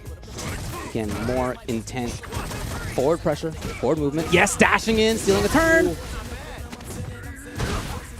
Yeah, usually guys are content with making you come to them, right? But Kaba kind of flipping the script, and that's really led him to a lot of success in the second game. Almost with trigger. His Ajax fidelity. He's got it now. And as soon as he saw Kaba commit to something, it was out. Yes! Not EX though. Yeah, no follow-up, so he doesn't have to take him to that V-trigger anymore. He was just holding those EXs for those flicker conversions. We already seen one. Yes, I love it. Staying aggressive here. Kaba really not settling back down into a defensive style. Very smart stuff. Ooh, but those flickers, we can see once Ajax can control the tempo. But it did not that much, to be honest. Yeah. Oh, no, it did give him the life lead for a second, but it's quickly dashed away, and now Ajax on the verge of eliminating Kaba. The EX pop-off gives him some breathing room, but we got a V-trigger to nullify that. The reversal, and yeah, not timed properly, ended up dying to the remaining hits, and Ajax Fidelity taking it 2-0. That is a big W right there for Ajax Fidelity versus Kaba. Again, absolutely one of the favorites coming into this thing. Ajax Fidelity lost to Jimmy DR. Yeah. And other than that, he's been making his way through. Congrats to him for that. Again, huge W. Makes top 8 as a result, as we were saying. Red Rooster, Ajax Fidelity doing the work. For Kaba, in that game, yes, we did see more forward movement.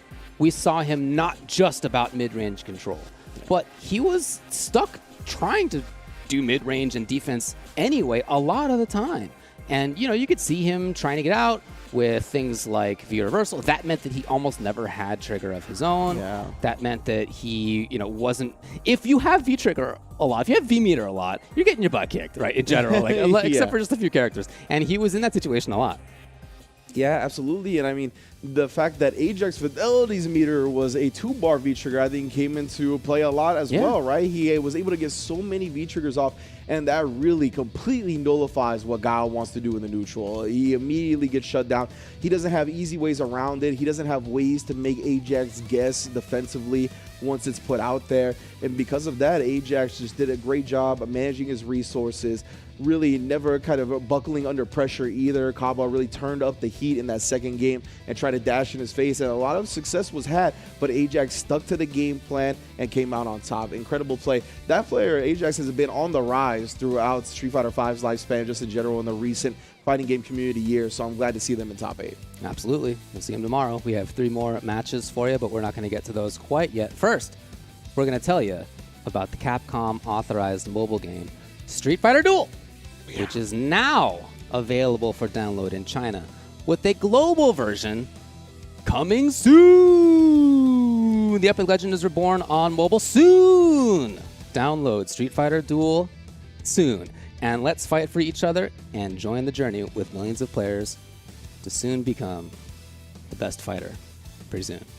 And we're going to see what tracksuit is unlocked soon when we see who actually takes the W here For Central America East, of course, the winners of these Capcom Pro Tour Premier events are unlocking the costume colors for the tracksuits. So big ups, we've already had plenty of characters get their tracksuit colors unlocked, but today, hopefully a new character will be added to that list, right? We already have some tremendous players in that winners bracket. Looking, could Mono take it? Could we get the Fong tracksuit colors? That would be definitely one that I don't think a lot of people have had on their bingo cards, but Mono has been on a tear lately in Street Fighter V, so he's going to have the potential to do so tomorrow, of course. But we still got plenty of losers bracket action to go, so thank you all for joining us right here on Capcom Fighters. We'll be right back with our closing shift. Do not go anywhere. Time to fight, time to fight. Never give up, we won't retreat. The ones who stand have turned to defeat. So fight, time to fight. Glory waits for those who fight. We unite, we are street fighters.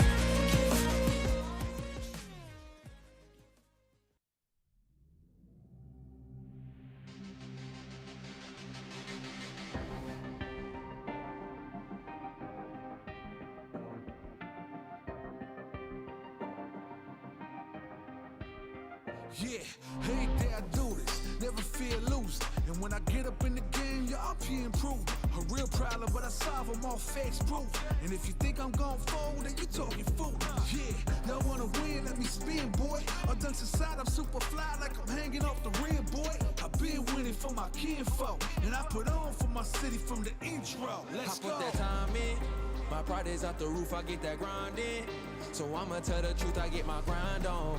You know the pressure make all of these diamonds. I tell them get back, step back, fast track, big lap, big facts. I'm past that, yeah. I'm trying to get ahead, get out the way. Now move forward, stand back, now break away. I'm about to bring it on. I ain't never backing down. Come and step up to the plate. For my city, for my town. I do whatever it takes. I'ma go and get this round. Oh, I'ma go all of the round.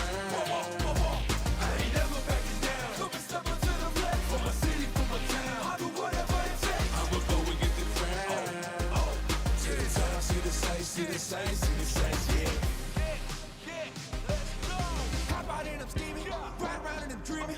Once I get the feeling, nobody can stop me. Hit it, I'm on gold, fending all you foes. Once I'm on the road, I'm knocking out of the door. I got the range. If you wanna come and stand up to me, pull up on me now. If you wanna challenge, tell me, rookie, run up on me now. I'm on the road to the top and I'm not looking back. I'm on the road to the top and I'm not looking back. I ain't never backing down. Come and step up to the plate. For my city, for my town. I do whatever.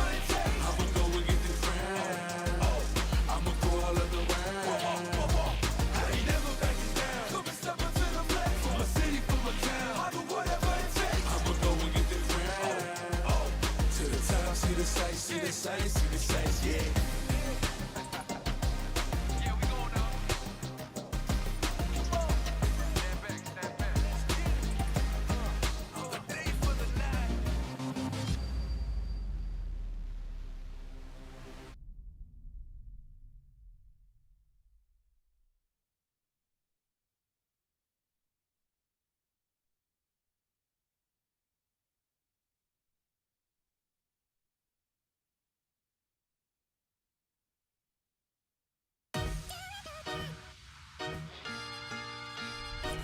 I go too far. Please forgive me.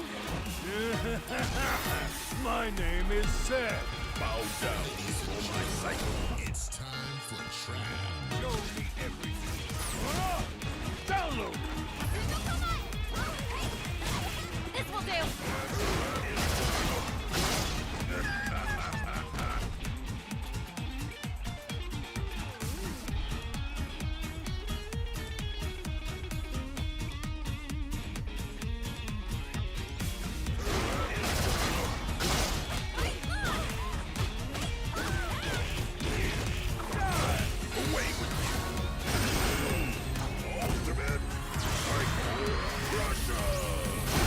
See what I'm really made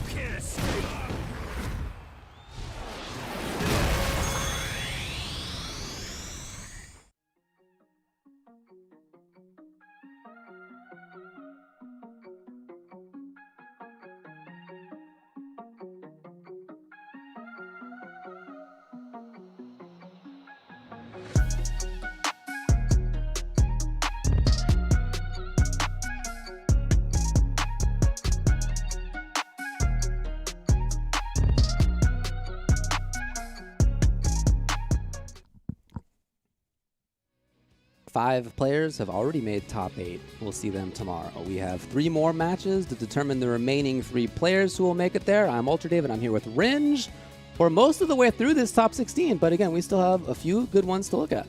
Indeed, and they're all top 8 qualifying matches the exact way I like it. We got 3 remaining in that losers bracket. Some of the favorites already taken out of the tournament. Louis Man not going to make top 8. Yeah. Kaba not going to make top 8. Yeah. 2 of the favorites to not only make that top 8, but to go all the way into grand finals. So that just shows the maturity, the growth of the region, and how much they've become deadly, not only with those big heavy-hitting names that we're used to seeing, but throughout the region as a whole. Absolutely. Keep in mind, Hermes Venatori didn't even make top 16 in the first place. Hermes, bro. You know, he could have gone very far as well. So, yeah, it is a very strong scene. It's a deep scene. It's not just, you know, the top few players that have had a lot of success worldwide, including, obviously, CPT champion, but it is a strong, deep scene. Lots of players in here, and we're going to continue on by looking through. Next one's going to be Crossover versus G-Roy, who just eliminated Louis Man in the last round. Then Bonus GD versus Tenryu, and to round it out, Zero Stress versus Strange Hail 8. Lots of good character variety in this region as well. Like, I would say if I was like an offline Street Fighter V competitor, I would definitely consider taking a trip to the DR, honestly, just to train with that community, right? It's good vibes, incredible play, definitely one to watch out for as per usual, and we get the privilege to call their matches today. And as you mentioned, the next one is going to be Crossover versus G-Roy. G-Roy upsetting one of those favorites in that last round of Louis Man, right, with that V-skill to Rashid, just going each and every way that he can in the air, really disrupting the anti-air timings of Rose. Couldn't find a good handle on how to shut him down. Now it's going to be up to Crossover to kind of deal with that. We'll see if G-Roy brings that same style of Rashid to the table. Maybe Luke has a bit better options when it comes to anti-airing. He obviously has the DP and whatnot. But maybe G-Roy's got some experience and some tricks up his sleeve to bait that out and make him pay. And keep in mind, G-Roy also told us that he's got a Falk and a Dan, just in case. True. We'll see if any of that comes out. As far as Crossover goes, remember, he lost to Mono, and Mono had just had so much control throughout in that match. And that was, you know, something that Mono does against a lot of people, right? It's not just a Crossover situation. So here in this match now, not against that Fang, I think we'll be able to see maybe a little bit more, even if he sticks on Luke, a little bit more in the way of controlling things, being the one who was more setting the tone rather than responding, as he often was versus Mono. And that's why I'm kind of wondering if we do end up seeing the Falk. Because I think Falk is one of those characters that can kind of force a similar situation to what Mono did to him and stay outside that range and kind of annoy him and make him come to him. All right, there you go. Yeah, I think against Luke, Falk is actually not a bad choice. I'm with you. Yeah. I'm with you. I think it's a great choice. Yeah. I think, obviously, Luke is great, right? Everybody knows it. And has a very good matchup spread, but doesn't beat everybody. And even, you know, doesn't even go even with everybody. Like, he's got some losses in there, too. And I think that when he does lose, it is more about him getting out space control. It's more about zoning. And Falk can make that happen, of course. Like, Luke is a potent character, but it's not because he's like a Yun where he could just like force his way in and then start mixing you up and make you guess. Like, he is a extremely potent ground footsie-based character. Yeah. Falk has a lot of tools that are really good in that game plan, as you can see right now. So yeah, when Luke finds himself up against something like that, it is not the easiest thing to do. Yeah, right now, Crossover is finding that out firsthand. Does get a big jump in, and that's exactly the opening he needs. Able to delete that screen advantage for Falk. Has her in the corner now. Oh, yeah, you got to respect that lead, fam. That's +1. Hey, unless you do that. Yeah. I like that bust out. G-Roy needs to respond in kind right now. Jump in, blocked in time, but didn't think Crossover would bite after that jump in. Is committed to the walk-up throw after the counter hit, but we got V-Trigger on deck from both sides. You know that's going to be the primary game plan right now, getting that activated. Really? Jump instant roundhouse. Very interesting solution. It's going to be able to follow through with the trigger stuff. I like that. Seen a couple of rising buttons from Crossover already in this first round. Clearly knows what he needs to do when this character's at certain ranges. Because, yeah, that is definitely a good way to bait out those anti-airs, right? We were talking about that. Obviously, Luke has the DP, but she can do the rising shot, and it is definitely something that a lot of players bite on. So I love Crossover. Instead of going to that, going with those air-to-airs. Uh-oh! Crossover makes G-Roy pay. Just like that. What corner control. Yes, stun as well! Got caught flinching. It all went downhill so fast. Into grabbed or not for the kill. Oh! They try to give each other a high five. G-Roy. Yeah, no activation, no nothing. There it is. Oh, nice job. I actually really like that response a lot. And crossover, getting in that jab after the hesitation. Again, really not getting caught in that game of getting his anti-air baited. Right, we saw the air-to-air before. This time, the V-shift through the projectile and getting the V-break before she landed. So like a guaranteed V-break follow-up. Very, very good stuff from crossover. He's playing it great. He's doing a great mix of like getting in at the right times and then also staying away, far away in order to activate V-skill and the like. So really, really nice stuff. We do hear that we've gone back to the lobby, and that may mean that there's a character switch. Indeed, right? We theorized that Fall could be as strong in the matchup right there. Then he can get off to a strong foot. And when you're not super comfortable with the character, when it's not your main and you're in a 2 out of 3 environment, I totally get it. Even if on paper the character is good, you might need to go back to your main comfort character, you know? Sure. Which is Dan. Oh, imagine if he was like, you guys didn't know about my Dan, though. That would be sick if he was able to pull something out like that. I don't think it's a good matchup against Luke. I think he Honestly, I think it's not that bad. Really? Okay. Yeah. And interestingly, earlier today in the World Warrior event in Western Europe, there was a player who picked out Dan versus a really strong Luke, and I think it went down to like the very last interaction. Oh, okay. I actually do think that Dan can do okay. I don't know if that's as much of the right choice as Rashid, but yeah, for sure. Well, that is cool to know, right? Definitely something, again, that you just want to have as many options in your kit as possible to make your opponent think about a lot, kind of overwhelm their mental stack, give yourself the best chance at winning at the character select screen. What's that going to be here in this matchup? Down 1-0 to crossover, again, in a 2 out of 3 set. Like you said, if Rashid is his comfort pick, that's the character I want to see. That's the character he's bringing out, and he's putting his life on that line with that V-skill 2 as well. Still with V-skill 2. It is. Interesting. Yeah, I thought that maybe that was just to throw things off for Rose, but here he is. This is his style. Some people do it. And it's sick to watch. Oh, yeah. I was a big fan for sure. Oh, and you can see crossover already, though. He's not getting baited into that game. He did a neutral jump. Yeah. And he was like, bro, I understand your primary game plan is to make sure I mess up my anti-airs, get me tilted. That's one of the biggest tilters in fighting games. It's like when you go for an anti-air, this is what I'm supposed to do, and it loses. Like, so I love him not putting himself in that spot. Oh, no, yeah. It always seems like Rashid's can find that crouch fierce when they need it the most. Look at the patience on crossover's side. He did not even try for an anti-air. Why bother? He's got a big life lead. Yeah, I love it. These guys know each other. Come on. Yeah. Crossover is doing such a sick job of not engaging. Yeah, absolutely right. Yeah, other than that attempted air-to-air, he's been so patient defensively when the opponent goes into the sky. Oh, he got baited! No, I'm talking about it. Here's G-Roy. We counteracted the force, right? He was doing such a good job. We were like, wow, man, so impressive. And he was like, oh, I feel a disturbance. The commentators are cursing me. Okay, it's the right time to jump out. He found it. Yeah, G-Roy is like, good idea. Yeah. Takes a forward jump himself. You can just do that, huh? Oh, corners himself. Never mind. Well, now having seen that crossover actually did give into the DP, G-Roy can maybe jump a little bit more often. Yeah, right? Like, okay, maybe this will work out in the end after all. Yeah. It's hard. It's hard to prevent yourself from doing it, man. With every other character, it's such a good decision. But in this scenario, it could cost you. Empty jump low. Doesn't go into the CA confirm.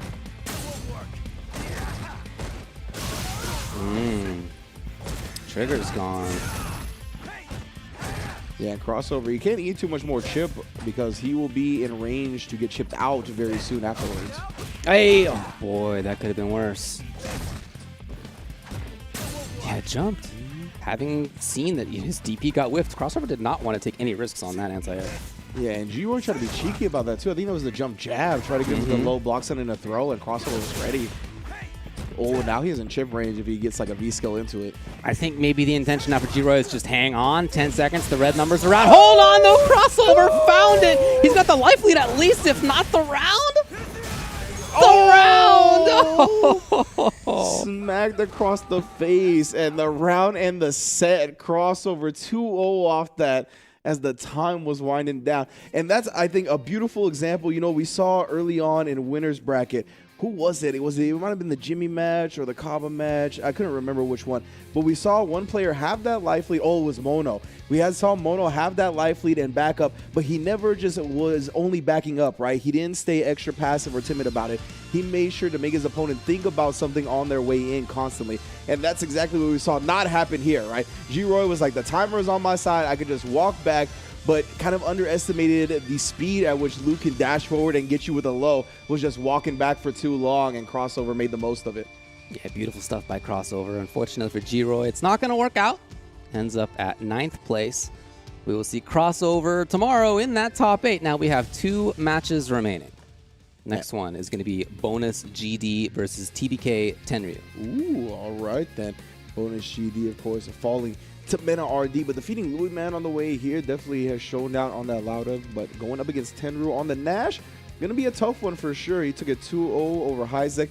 Looked great, just kind of controlling the neutral with the character. Had that V-trigger too, just in case he wanted to skip it and start the shenanigans going. And yeah, I mean, Lauda, she's going to need a couple of hard reads, I think, to start her game up against this Nash.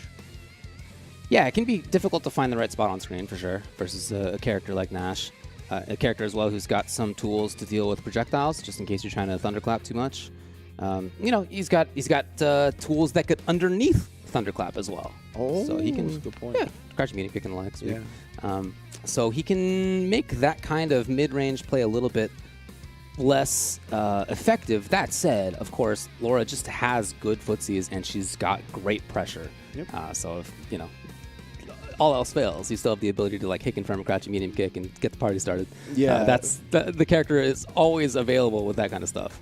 That's one of the things that I think players of really explosive offensive characters always kind of, how do I put this? It really like lets them relax a little bit, or it's like one of those things that's kind of like the thing you could fall back on, always having that chance, right? It's true.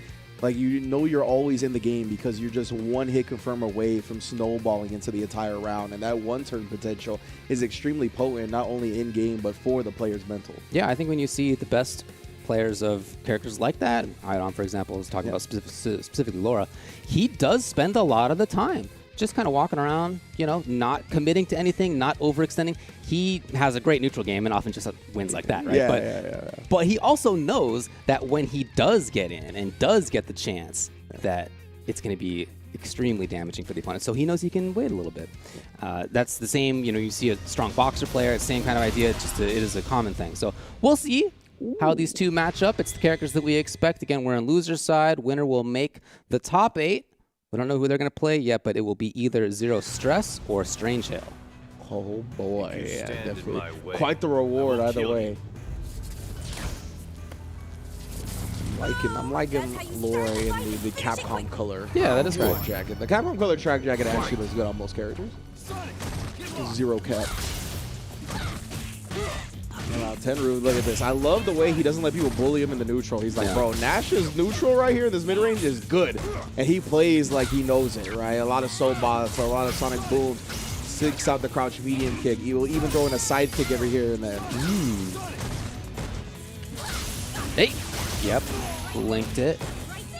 Bonus GD's in. Now, remember, when we saw Bonus GD, he didn't end up doing the whole victory versus Mena, but man, he had some killer starts to a few rounds. Most definitely. He's picking his sunset wheel spots very effectively here. Yeah, but all he needs is a trade, commits to the button afterwards. Very well done. Round 2. So unlike versus Mena, he actually did get the round here. Good to see for him.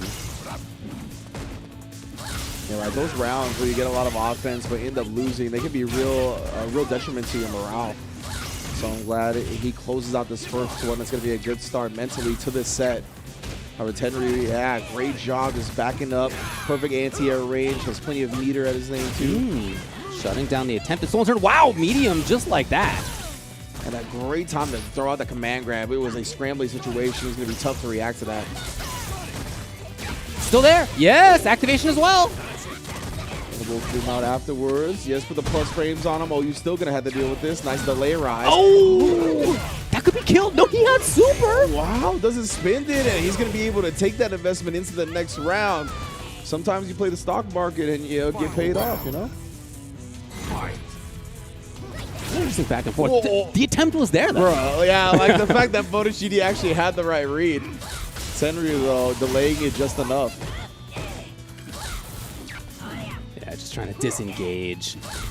Get out of that huge range where you're stuck in proxy guard whenever she's charging that thing up. It's so annoying. Like, you're just trying to walk away, and you're like, Yeah, why nope. are my feet stuck to the ground? Yeah. Hey. Big jump in. I like the way Tenryu has adjusted his game plan. Big counter hit as well. There's the CA that we invested in the last round. Cashes it out right here. That's big dividends, 1-0. It's funny because we did see Bonus GD again try to shut down some of the stuff that Nash was trying to bring out. The moonsaults, we did actually see the heavy elbow try to come out. It just didn't work. How about that? Yeah. And I love that switch up right there from not Bonus GD, but our Nash player. His name specifically keeps slipping my mind. Tenryu. But yeah, Tenryu was able to jump in right there at the end after a very grounded first couple of rounds, right? Like, he was really like conditioning him with the soul bots, and we saw Bonus GD get a big reward off those like preemptive thunderclaps. So Tenryu adjusted to that with a big jump in. That was super smart. Uh-oh. Oh no, Tenryu! Yeah, nothing following that one up. Some damage on the table, and more importantly, he's all up in Laura's momentum still. Nice job with the air-to-air on the jump back, slowing it down. He has that V-trigger too, just in case Laura gets reckless. Something to watch out for that you can react to from full screen. Mm-hmm. That's why Bonus is not putting anything out. Right, okay. Great defense. Get out of the situation. Don't deal with his offense. What a jump! That was so sick. What a specific read and understanding. Godlike. Just super godlike read right there. Yeah, now we're going to start establishing that soul bot a little bit more again. Start looking for that ground game from Tenryu. He knows he needs to condition Bonus GD a little bit more before he can start jumping. But thunderclaps are getting nice and frequent, and a big punish on that overhead. None of those have worked. Jabbing her out. And now I'm going to say, look, ooh, maybe not. I was going to say look for the jump in, but Bonus GD, it's his time to play the offense. Sweet. Right for the sweep, but didn't have any way to make it safe. Right. Ooh, Very no. unorthodox choice. What a chase! No, but no combo. Unfortunate that V-shift did get hard body though. The jump in. Oh, great stuff from Bonus GD, going with that proper range on that combo, right? Because it was a jump back button. So not the easiest to convert from, and then realizing that he had the range to reset with the sunset wheel. Veteran louder stuff right there. Yeah, that's a great recognition that there was a scramble going on. Yeah. That there was spaghetti all over the place, and that he could nevertheless be in range for this in a situation where the opponent was, I'm sure, also a little scrambled as well. Really, really nice choice. So 1-1. And Bonus GD. Ooh, and then Tenryu off at the pass. Able to strike first blood in the neutral. Oh, and we taking him on the sunset wheel. He's been doing so much other stuff. Van command grab out of. Yeah, he's been sweeping, he's been jumping, he's been all sorts of other stuff. But he thought Tenryu would crack right there on the wake up. Try to get that sweet kill, but unfortunately for him, now he's on the defensive. Viroso is blocked as well. You ain't going nowhere in this quarter. No punish on that scythe either. Yeah, from that range, definitely a bit more difficult to do anything afterwards. Nice throw on the V reversal. My goodness, Tenryu opening up with an explosive round in game 3. That's exactly what he needed. He's got match point. Gonna see a top 8 qualifying match here. challenge. Yeah, super important interruption. Looking for cross up, maybe. Yeah, most definitely. Oh, these ranges are super good. It finally works out, but not to too much effect. Yeah. Tenryu just taking the V shift a couple of times now, right? Definitely an effective strat up against Laura and a big read on the jump out. Tenryu now just harassing, cuts him off. That's big damage here. The thunderclap gets counter hit. Laura on a pixel. Laura. And the German, a classic closeout in any type of fight environment. Tenryu takes down 2-1 or 2-0. 2-1. 2-1, right? 2-1. Yeah. Yeah, it did seem like Bonus GD has a pretty good chance for a little while, but that last game, as Tenryu had certainly more offense, you know, he was able to get significant corner control and corner damage out of that situation. That was huge in getting him the W and moving him on into the top 8. Yeah, great stuff. His day is done. going to be there in that top 8. He's made it to the promised 3 out of 5 land. Oh, that was a sick read. But yeah, bonus GD, I mean, I was actually very impressed with their lower play despite, you know, exiting before top 8. Woo! Really gave Mena a nice set, really gave Tenryu a nice set. Because unfortunately couldn't get the job done at the clutch moment. And big ups to his opponents as well. Obviously, Mena, one of the best in the world. Tenryu showing out with the Nash as well, getting into top 8 with some tremendous play, showing off a bunch of tools in Nash's kit. Well, again, this is a guy who got 5th in Central America East #1 last year. He's been in situations like that before. He's been in the top 8s before. So he'll be there again. We got 1 match remaining here in this top 16 here in loser's side. It's going to be Zero Stress versus Strange Hill. Strange Hill having made it over Isaac. We saw that a little bit ago. The Ryu over the Honda. And for Zero Stress, started out versus Jimmy DR today. And it was a 2-1, but of course, Jimmy's the one who ended up taking it. Yeah, and Zero Stress, I think it looked super good in that set. Very, very strong. Strange Hill also looked clean in that loser's bracket round 1 match here in top 16. And I think this is going to be a very grounded-based game, right? Both Ed and Ryu, I think, have very potent ground games. Definitely have stuff that they kind of want to implement and bully the other character with. I think it's going to be tough for... I don't really know, honestly. I want to say Ed. Like, my gut says it's going to be a little bit tougher for Ed than Ryu, but... I don't know. The way Zero Stress plays them, he kind of utilizes all the tools, has ways to blow through the fireball. It might be the other way around. I'm not sure, to be honest. It's not a match that I'm pretend that I've seen at a high level. So, yeah. I'm like shadow boxing in my mind right now. I'm like, how do I think the round's going to go? Well, I mean, there's going to be that range, presumably at V-Skill too. There's going to be that range where Ryu can't move for fireballs, where he'd like to, you know. But he also has, like, still pretty good buttons at those ranges. And again, he snowballs well this season. He definitely, once he finds a hit, he can definitely stay on top of you. That's kind of what I'm wondering, right? Is that, like, maybe you kind of have to, instead of just doing low forward fireball pressure, maybe it's just low forward, right? And there's a lot of low forward harassment and kind of just making sure that if Ed does overextend with that V-skill a couple of times, to punish him early, and then you could establish the fire game subsequently. But we're going to definitely see. Again, not a matchup we see at this level whatsoever. Both rocking green as well. That's what I'm talking about. Okay. On the green stage, too. Yeah. Like, all right, then. Couple of zombies. Pulling Zero Stress. Looking again, going to be trying to stay within that fireball range of Ryu, right? So he can threaten with that V-skill. If he does it a little bit too early, Strange Hill's going to have the punish on deck. Wow, met him in the sky. Yeah, that was so funky from both sides. The fact that Zero Stress was ready for that air-to-air, very smart. I love these backdashes to reset the situation by Strange Hill. Okay, he's got activation going, safe jump. So you already know the meaty afterwards. Hey. Oh, you want to jump right into this DP. Got caught flinching as well. Beautiful corner control from Strange Hill. Yeah, and again, it was set up in part by him backdashing out of Zero Stress's near control in a way that allowed Strange Hill to then forward movement again.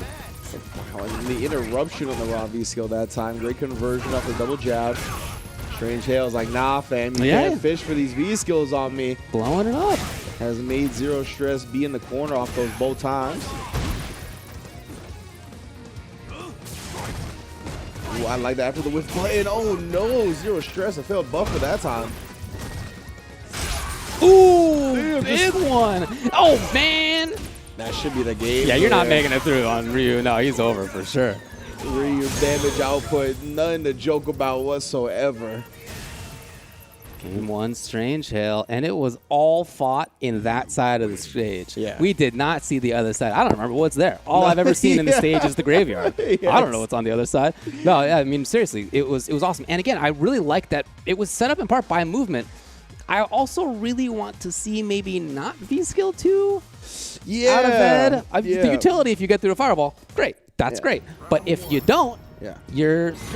light kick into Tatsu, and that's not a ton of damage, but you are being pressured right away. Yeah, and he busted it out already in this second game, right? Definitely more properly spaced so he didn't get punished, but I think he does need to rely a little bit on just the threat of the V-skill too, right? Like, let it just sit there and kind of play with Strange Hill's mind a little bit. Try some other routes around the fireball. Like the jump, however, Strange Hill also ready for that. It's just tough. Zero Stress can't find the rhythm. Again, the backdash to reset the situation. Strange Hill's right up close yet again. Okay, so now, we get to see what's on the other side. Oh, Oh, it's a Happy Halloween song? Oh, that's cool. Oh, yeah. Never seen that before. Trick or treat? No! Oh, my God. Come on. Match point for Strange Hill. On reaction, parry, blowing it up. Oh, no. Man's activated into the grave right there. Oh, it's Strange Hill just sneaking up on him and getting the surprise DP. Trick or DP, my fam. Oh, my goodness. Oh, You're choosing no. DP a little bit too much. And because of that, you get mad tricked. Oh, come on. No. Every solution, Oki right there right away. Strange Hill with a speed run. Sending Zero Stress out of the tournament and sending himself into top 8 tomorrow. Well, sometimes you read every single decision your opponent's going to make, and that is exactly what happened in that final round. Strange Hill knows what Zero Stress wants to do on defense, tries to escape via pressing buttons, via backdashing, via waking up with up forward, whatever it was, it got shut down. Strange Hill was well aware of it, and he takes that final spot, deservedly so, in the top 8. Not much feels better, in my opinion, than being the biggest genius in a fighting game like that, where you just right every single time. You can walk around the rest of your day just feeling like nothing's going to make you mad. That's like after a match like that, where everything was right. You're like, damn, I'm good. Yeah. Like, wow, I really knew everything. Yeah. That crystal ball. That my mind was the crystal ball. Exactly. Yep. Definitely good stuff to Strange Hill right there. Absolutely. Yeah. And again, we've seen him do good work before. Seen him do good work in Puerto Rico, and I'm really happy to see him do this kind of thing in CPT. I mean, again, he got 9th at Central America East #2, so he was in this top 16. Yes. But he didn't make the top 8. This time he does. Indeed, indeed. Big ups. You always like to see that improvement as well. Yeah. It's good for morale. It's just good for the scene to see as well, right? Just getting to see players kind of exponentially grow, and not only get to see that a lot of the time, because you do get to, when you're in those regions, see players' growth in front of you, right? But a lot of the time, it's incremental. And because you're along for the ride the whole time, it's hard to see the leaps that they've kind of progressed with, right? But getting to see results in a CPT top 8, I think that really makes it more tangible.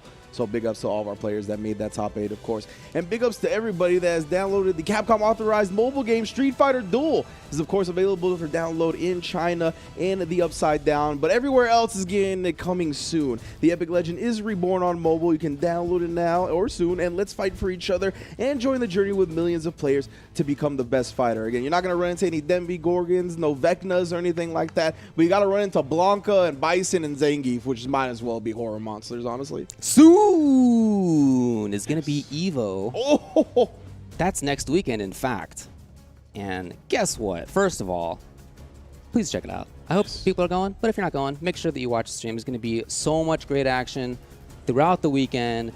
Street Fighter V is going to look amazing there. There's going to be players from all over the world, and the person who wins it will automatically qualify for Capcom Cup.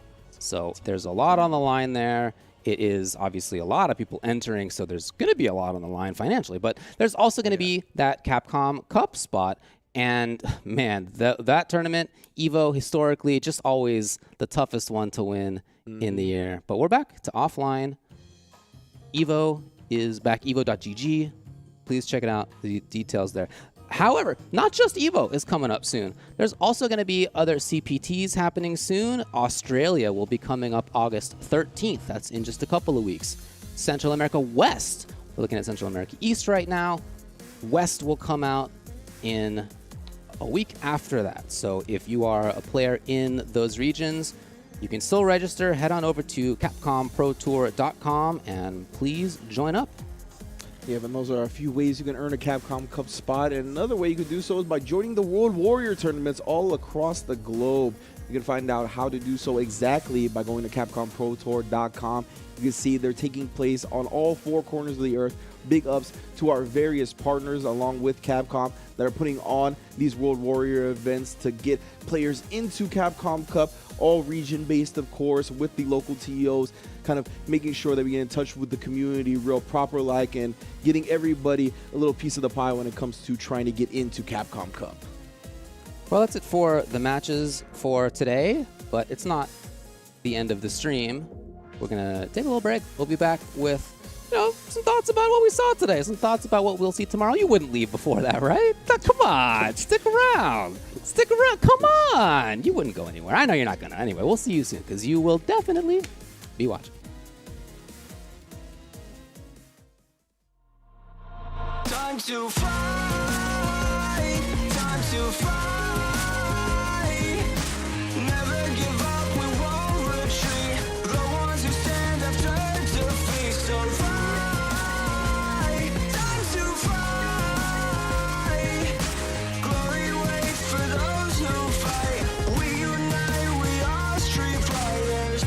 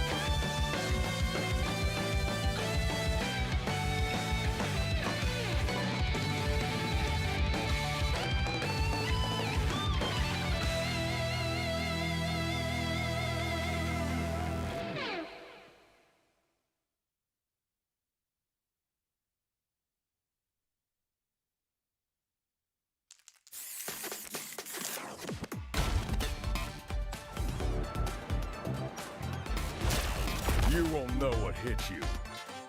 Let me have some fun. Let's get this mission started.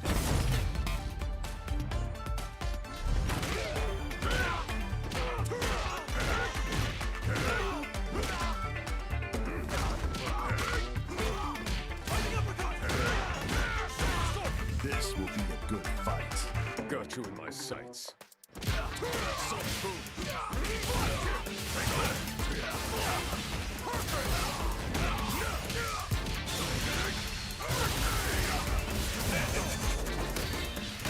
Neutralized.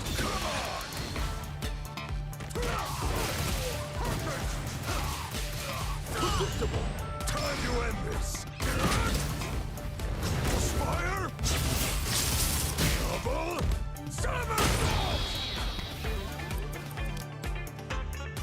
I'm just on another level.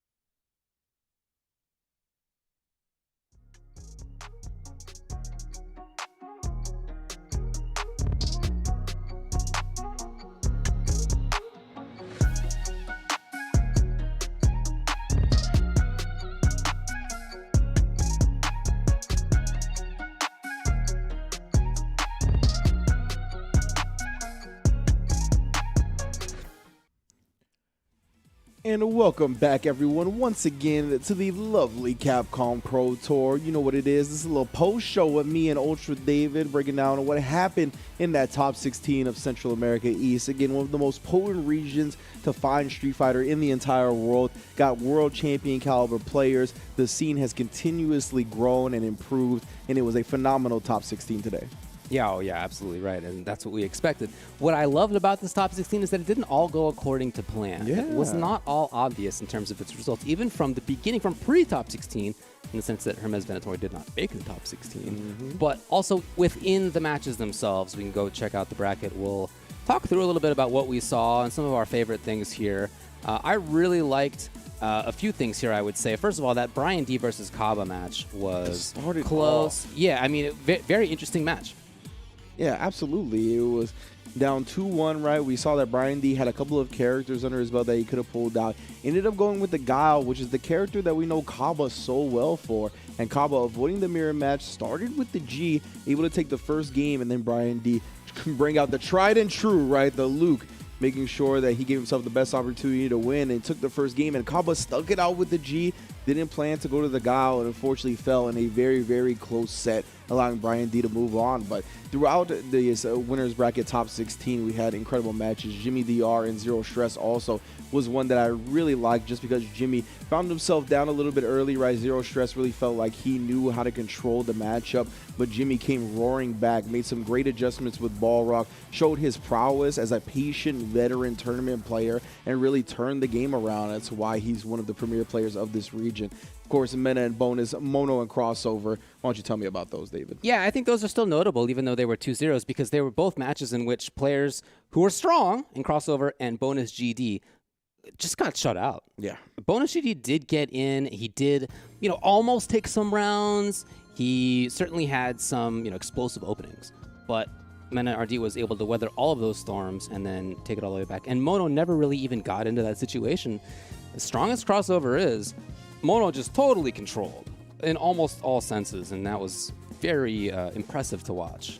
Yeah, it was super sick the way Mono really stood outside a lot of the ground pound ranges when Crossover brought out the Nakali, and then when he would stay, or when he would go for the long range ground pound, he would dash in and then put the poison cloud down, pretty much covering all his bases right there, really letting him control the neutral and run away with it. So we'll see him in top 8 winner side tomorrow. And of course, our losers bracket was action packed as well. So let's drop down to there, where we started with Ajax Fidelity showing out up against Alilo, right? Definitely looking potent, and he rode that victory all the way up against Kaba, right, where the Ed just was able to decimate the Cody, as well as the Guile had answers for everything that Kaba wanted to do. We saw him kind of switch up his game plan a little bit in that game too, where he would get aggressive, start dashing in, trying to control the tempo, but Ajax just did a great job adjusting to that as well. And Ed, I mean, he hits pretty hard, right? So a lot of the options, or a lot of the opportunities, I should say, that Ajax got, he made the most of and didn't leave anything on the table. That was definitely one of the players who I think was not, all according to plan. Yeah. Kaba being out, Kaba being eliminated, Ajax Fidelity moving into top 8. Shoutouts to him for that. He had played amazingly. Another example of that, though, is Louis Man not ending up in top 8 either, ending up, in fact, in 13th place as G-Roy took him out. Crossover then over G-Roy, as you could see. But, yeah, Louis Man not making it, I thought, was interesting results. Again, as we've talked about, this is a deep scene. It's not just about a few players. It's about a lot of players. And we really saw that here. G-Roy's match versus Louis Man with that Rashid just really made it difficult for Louis Man, even on Rose, to know where to be. I thought that was awesome. Then we went down to Tenryu. We saw Tenryu versus Isaac. We saw Tenryu then move on and play against Bonus GD, where it got scrambly at times. It did. Yeah, it got real scary for Tenryu for a little bit there, because a lot of the times when you're facing up against Alora, right, you don't want to devolve into the mud. You don't want to get into those scramble type games, because she's so good. She has the armor on the elbow. She has the command grab from a distance. A lot of easy ways to catch you slipping in the moment. But Tenryu did a great job really making sure his mental was sharp the whole time. Didn't get caught slipping a lot against Bonus GD. And we saw Bonus GD definitely had the potency for those one-turn scenarios. Almost did it to Mena a couple of times. Did do it to Tenryu a couple of times, just not enough. So Tenryu was able to move on into that top 8 loser side. And then to end it, Strange Hale 8, one of my favorite players all day, honestly. The Ryu looks so clean. The matchup against Isaac on the Hondo was one that I think people should go back and watch. It was very entertaining on both sides. And then to ride that up against Zero Stress, who looked very good on the Ed himself, he just shut him down, man. Including that very last round of the tournament where Strange Hale made literally every correct read on Zero Stress's defense and just washed it. Yeah, I loved it from Strange Hale. He's going to be one to watch for sure tomorrow in that top 8. It's a bummer for Zero Stress, who started out this top 16 in winner's side and was close 2-1 versus Jimmy. Yeah. That could have gone the other way. But unfortunately for Zero Stress, it went with him in loser side, and then he got dunked by Strange Hale to close it out. So that's a look at your top 16. As for your top 8, of course, we've been talking about the players who have made it, but that's what it looks like. Tigers, Jimmy DR versus Bandits, Mena RD. Red Rooster Mono versus Tigers, Brian D. You got Strange Hale 8 versus TBK Tenryu, and then Crossover versus Red Rooster Ajax Fidelity. Anything jump out to you there? I mean, I'm really wondering about this Mono Brian D match specifically because Brian D obviously looked good on the Luke. We also saw the Guile. I think you said he's not the one with the Dan, right? He has somebody else, maybe another character. But either way, it feels like Mono is so good against that type of style that like the Lukes and the Guiles want to bring to the table. Like even with the Guile, he's just so good at kind of nullifying projectile games and making sure that he's the one in control of the tempo a lot of the time. So if I'm Brian D, I'm a little bit concerned. I'm definitely going to try to go right now and come up with a game plan specifically for Mono, just because he seems so good at kind of playing the counter meta. Like, right, a lot of the times you either kind of have to get with the meta or get with the counter meta. And that's what Mono's always done as a player in Street Fighter V, is looking to counter the strategies that a lot of people look to implement that are popular. So Brian D, I think he's going to have to look a little bit outside the box. Mena RD and Jimmy DR, I mean, that is a classic for this region. I can't wait to watch them go at it as per usual. And the losers bracket is action-packed as well. Yeah, I think so. Yeah, again, I really, as you did, I was really impressed by Strange Hale. Yeah. Seen him play before, and I have been impressed in the past as well. So I'm excited to see more of that Ryu. I think to me that is a standout there. I would also say what jumps out to me here is that there are 3 players from PR. This is not just the DR show. True. Sometimes when we've had CPT Caribbeans, basically, it's been like all DR and then Mono will pop up. Exactly. Like, and it's not only been that way. There have been other Puerto Rican players who've made it in the past, but this is 3. It's not quite half, of course, but you know, good showing to them. I think that's super sick. Mono, of course, in winner side, but then Strange Hale and Ajax Fidelity also in loser side is a good sign, I think, for that scene.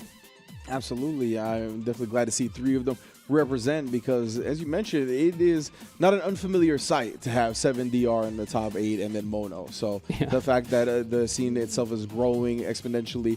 Ajax has definitely been on the rise in multiple fighting games, so I'm glad to see him make the top 8. Strange Hale, as we said, a very impressive showing. So the Puerto Rican scene, the Central America East scene in general, continuously on the rise, continuing to be one of the premier scenes of Street Fighter in the world. And yeah, we're going to have a phenomenal top 8 tomorrow. Gotta say that the favorites are Mena and Mono. Is that fair to say? I would say so, absolutely, right? Mena coming off of tremendous finishes time and time again. 2nd place at GET. Mono, as you said, CEO 2021 champion in the later half of the year. And in addition to that, just so many constant top 8s and top 4s offline. He's really blossomed and peaked right now as a player. So I would expect them to be in winners finals, but some of our expectations got thwarted today, right? So it could be anybody's game, most definitely. That's absolutely right. I think that's a great way to end it out. Remember what G. Roy said? He said, anything can happen. Yeah. That was one of our quotes from the players earlier, and some of that did happen today. We'll see if more of that happens tomorrow. Thanks a lot for sticking around. I knew you would. I knew you guys would stick around. I knew it. I knew it. Thanks a lot for watching. We'll see you tomorrow.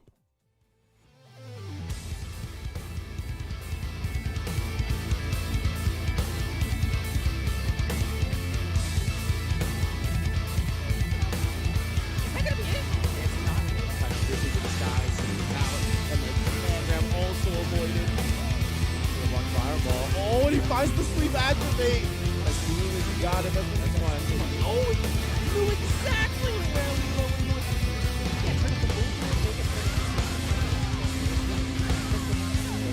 The lead trigger and tries to keep it hurt Nola, but then he was a successful challenge. Enough for the kill. Constantly staying in front. Ooh, a chop to the nose. Take us to the corner. Oh, kill change. Okay. It can all go totally different now. It all went downhill so fast. It's his time for the offense. You might be deceived, but you're gonna have reason to think it's safe. Choosing DP a little bit too much. And because of that, you get mad.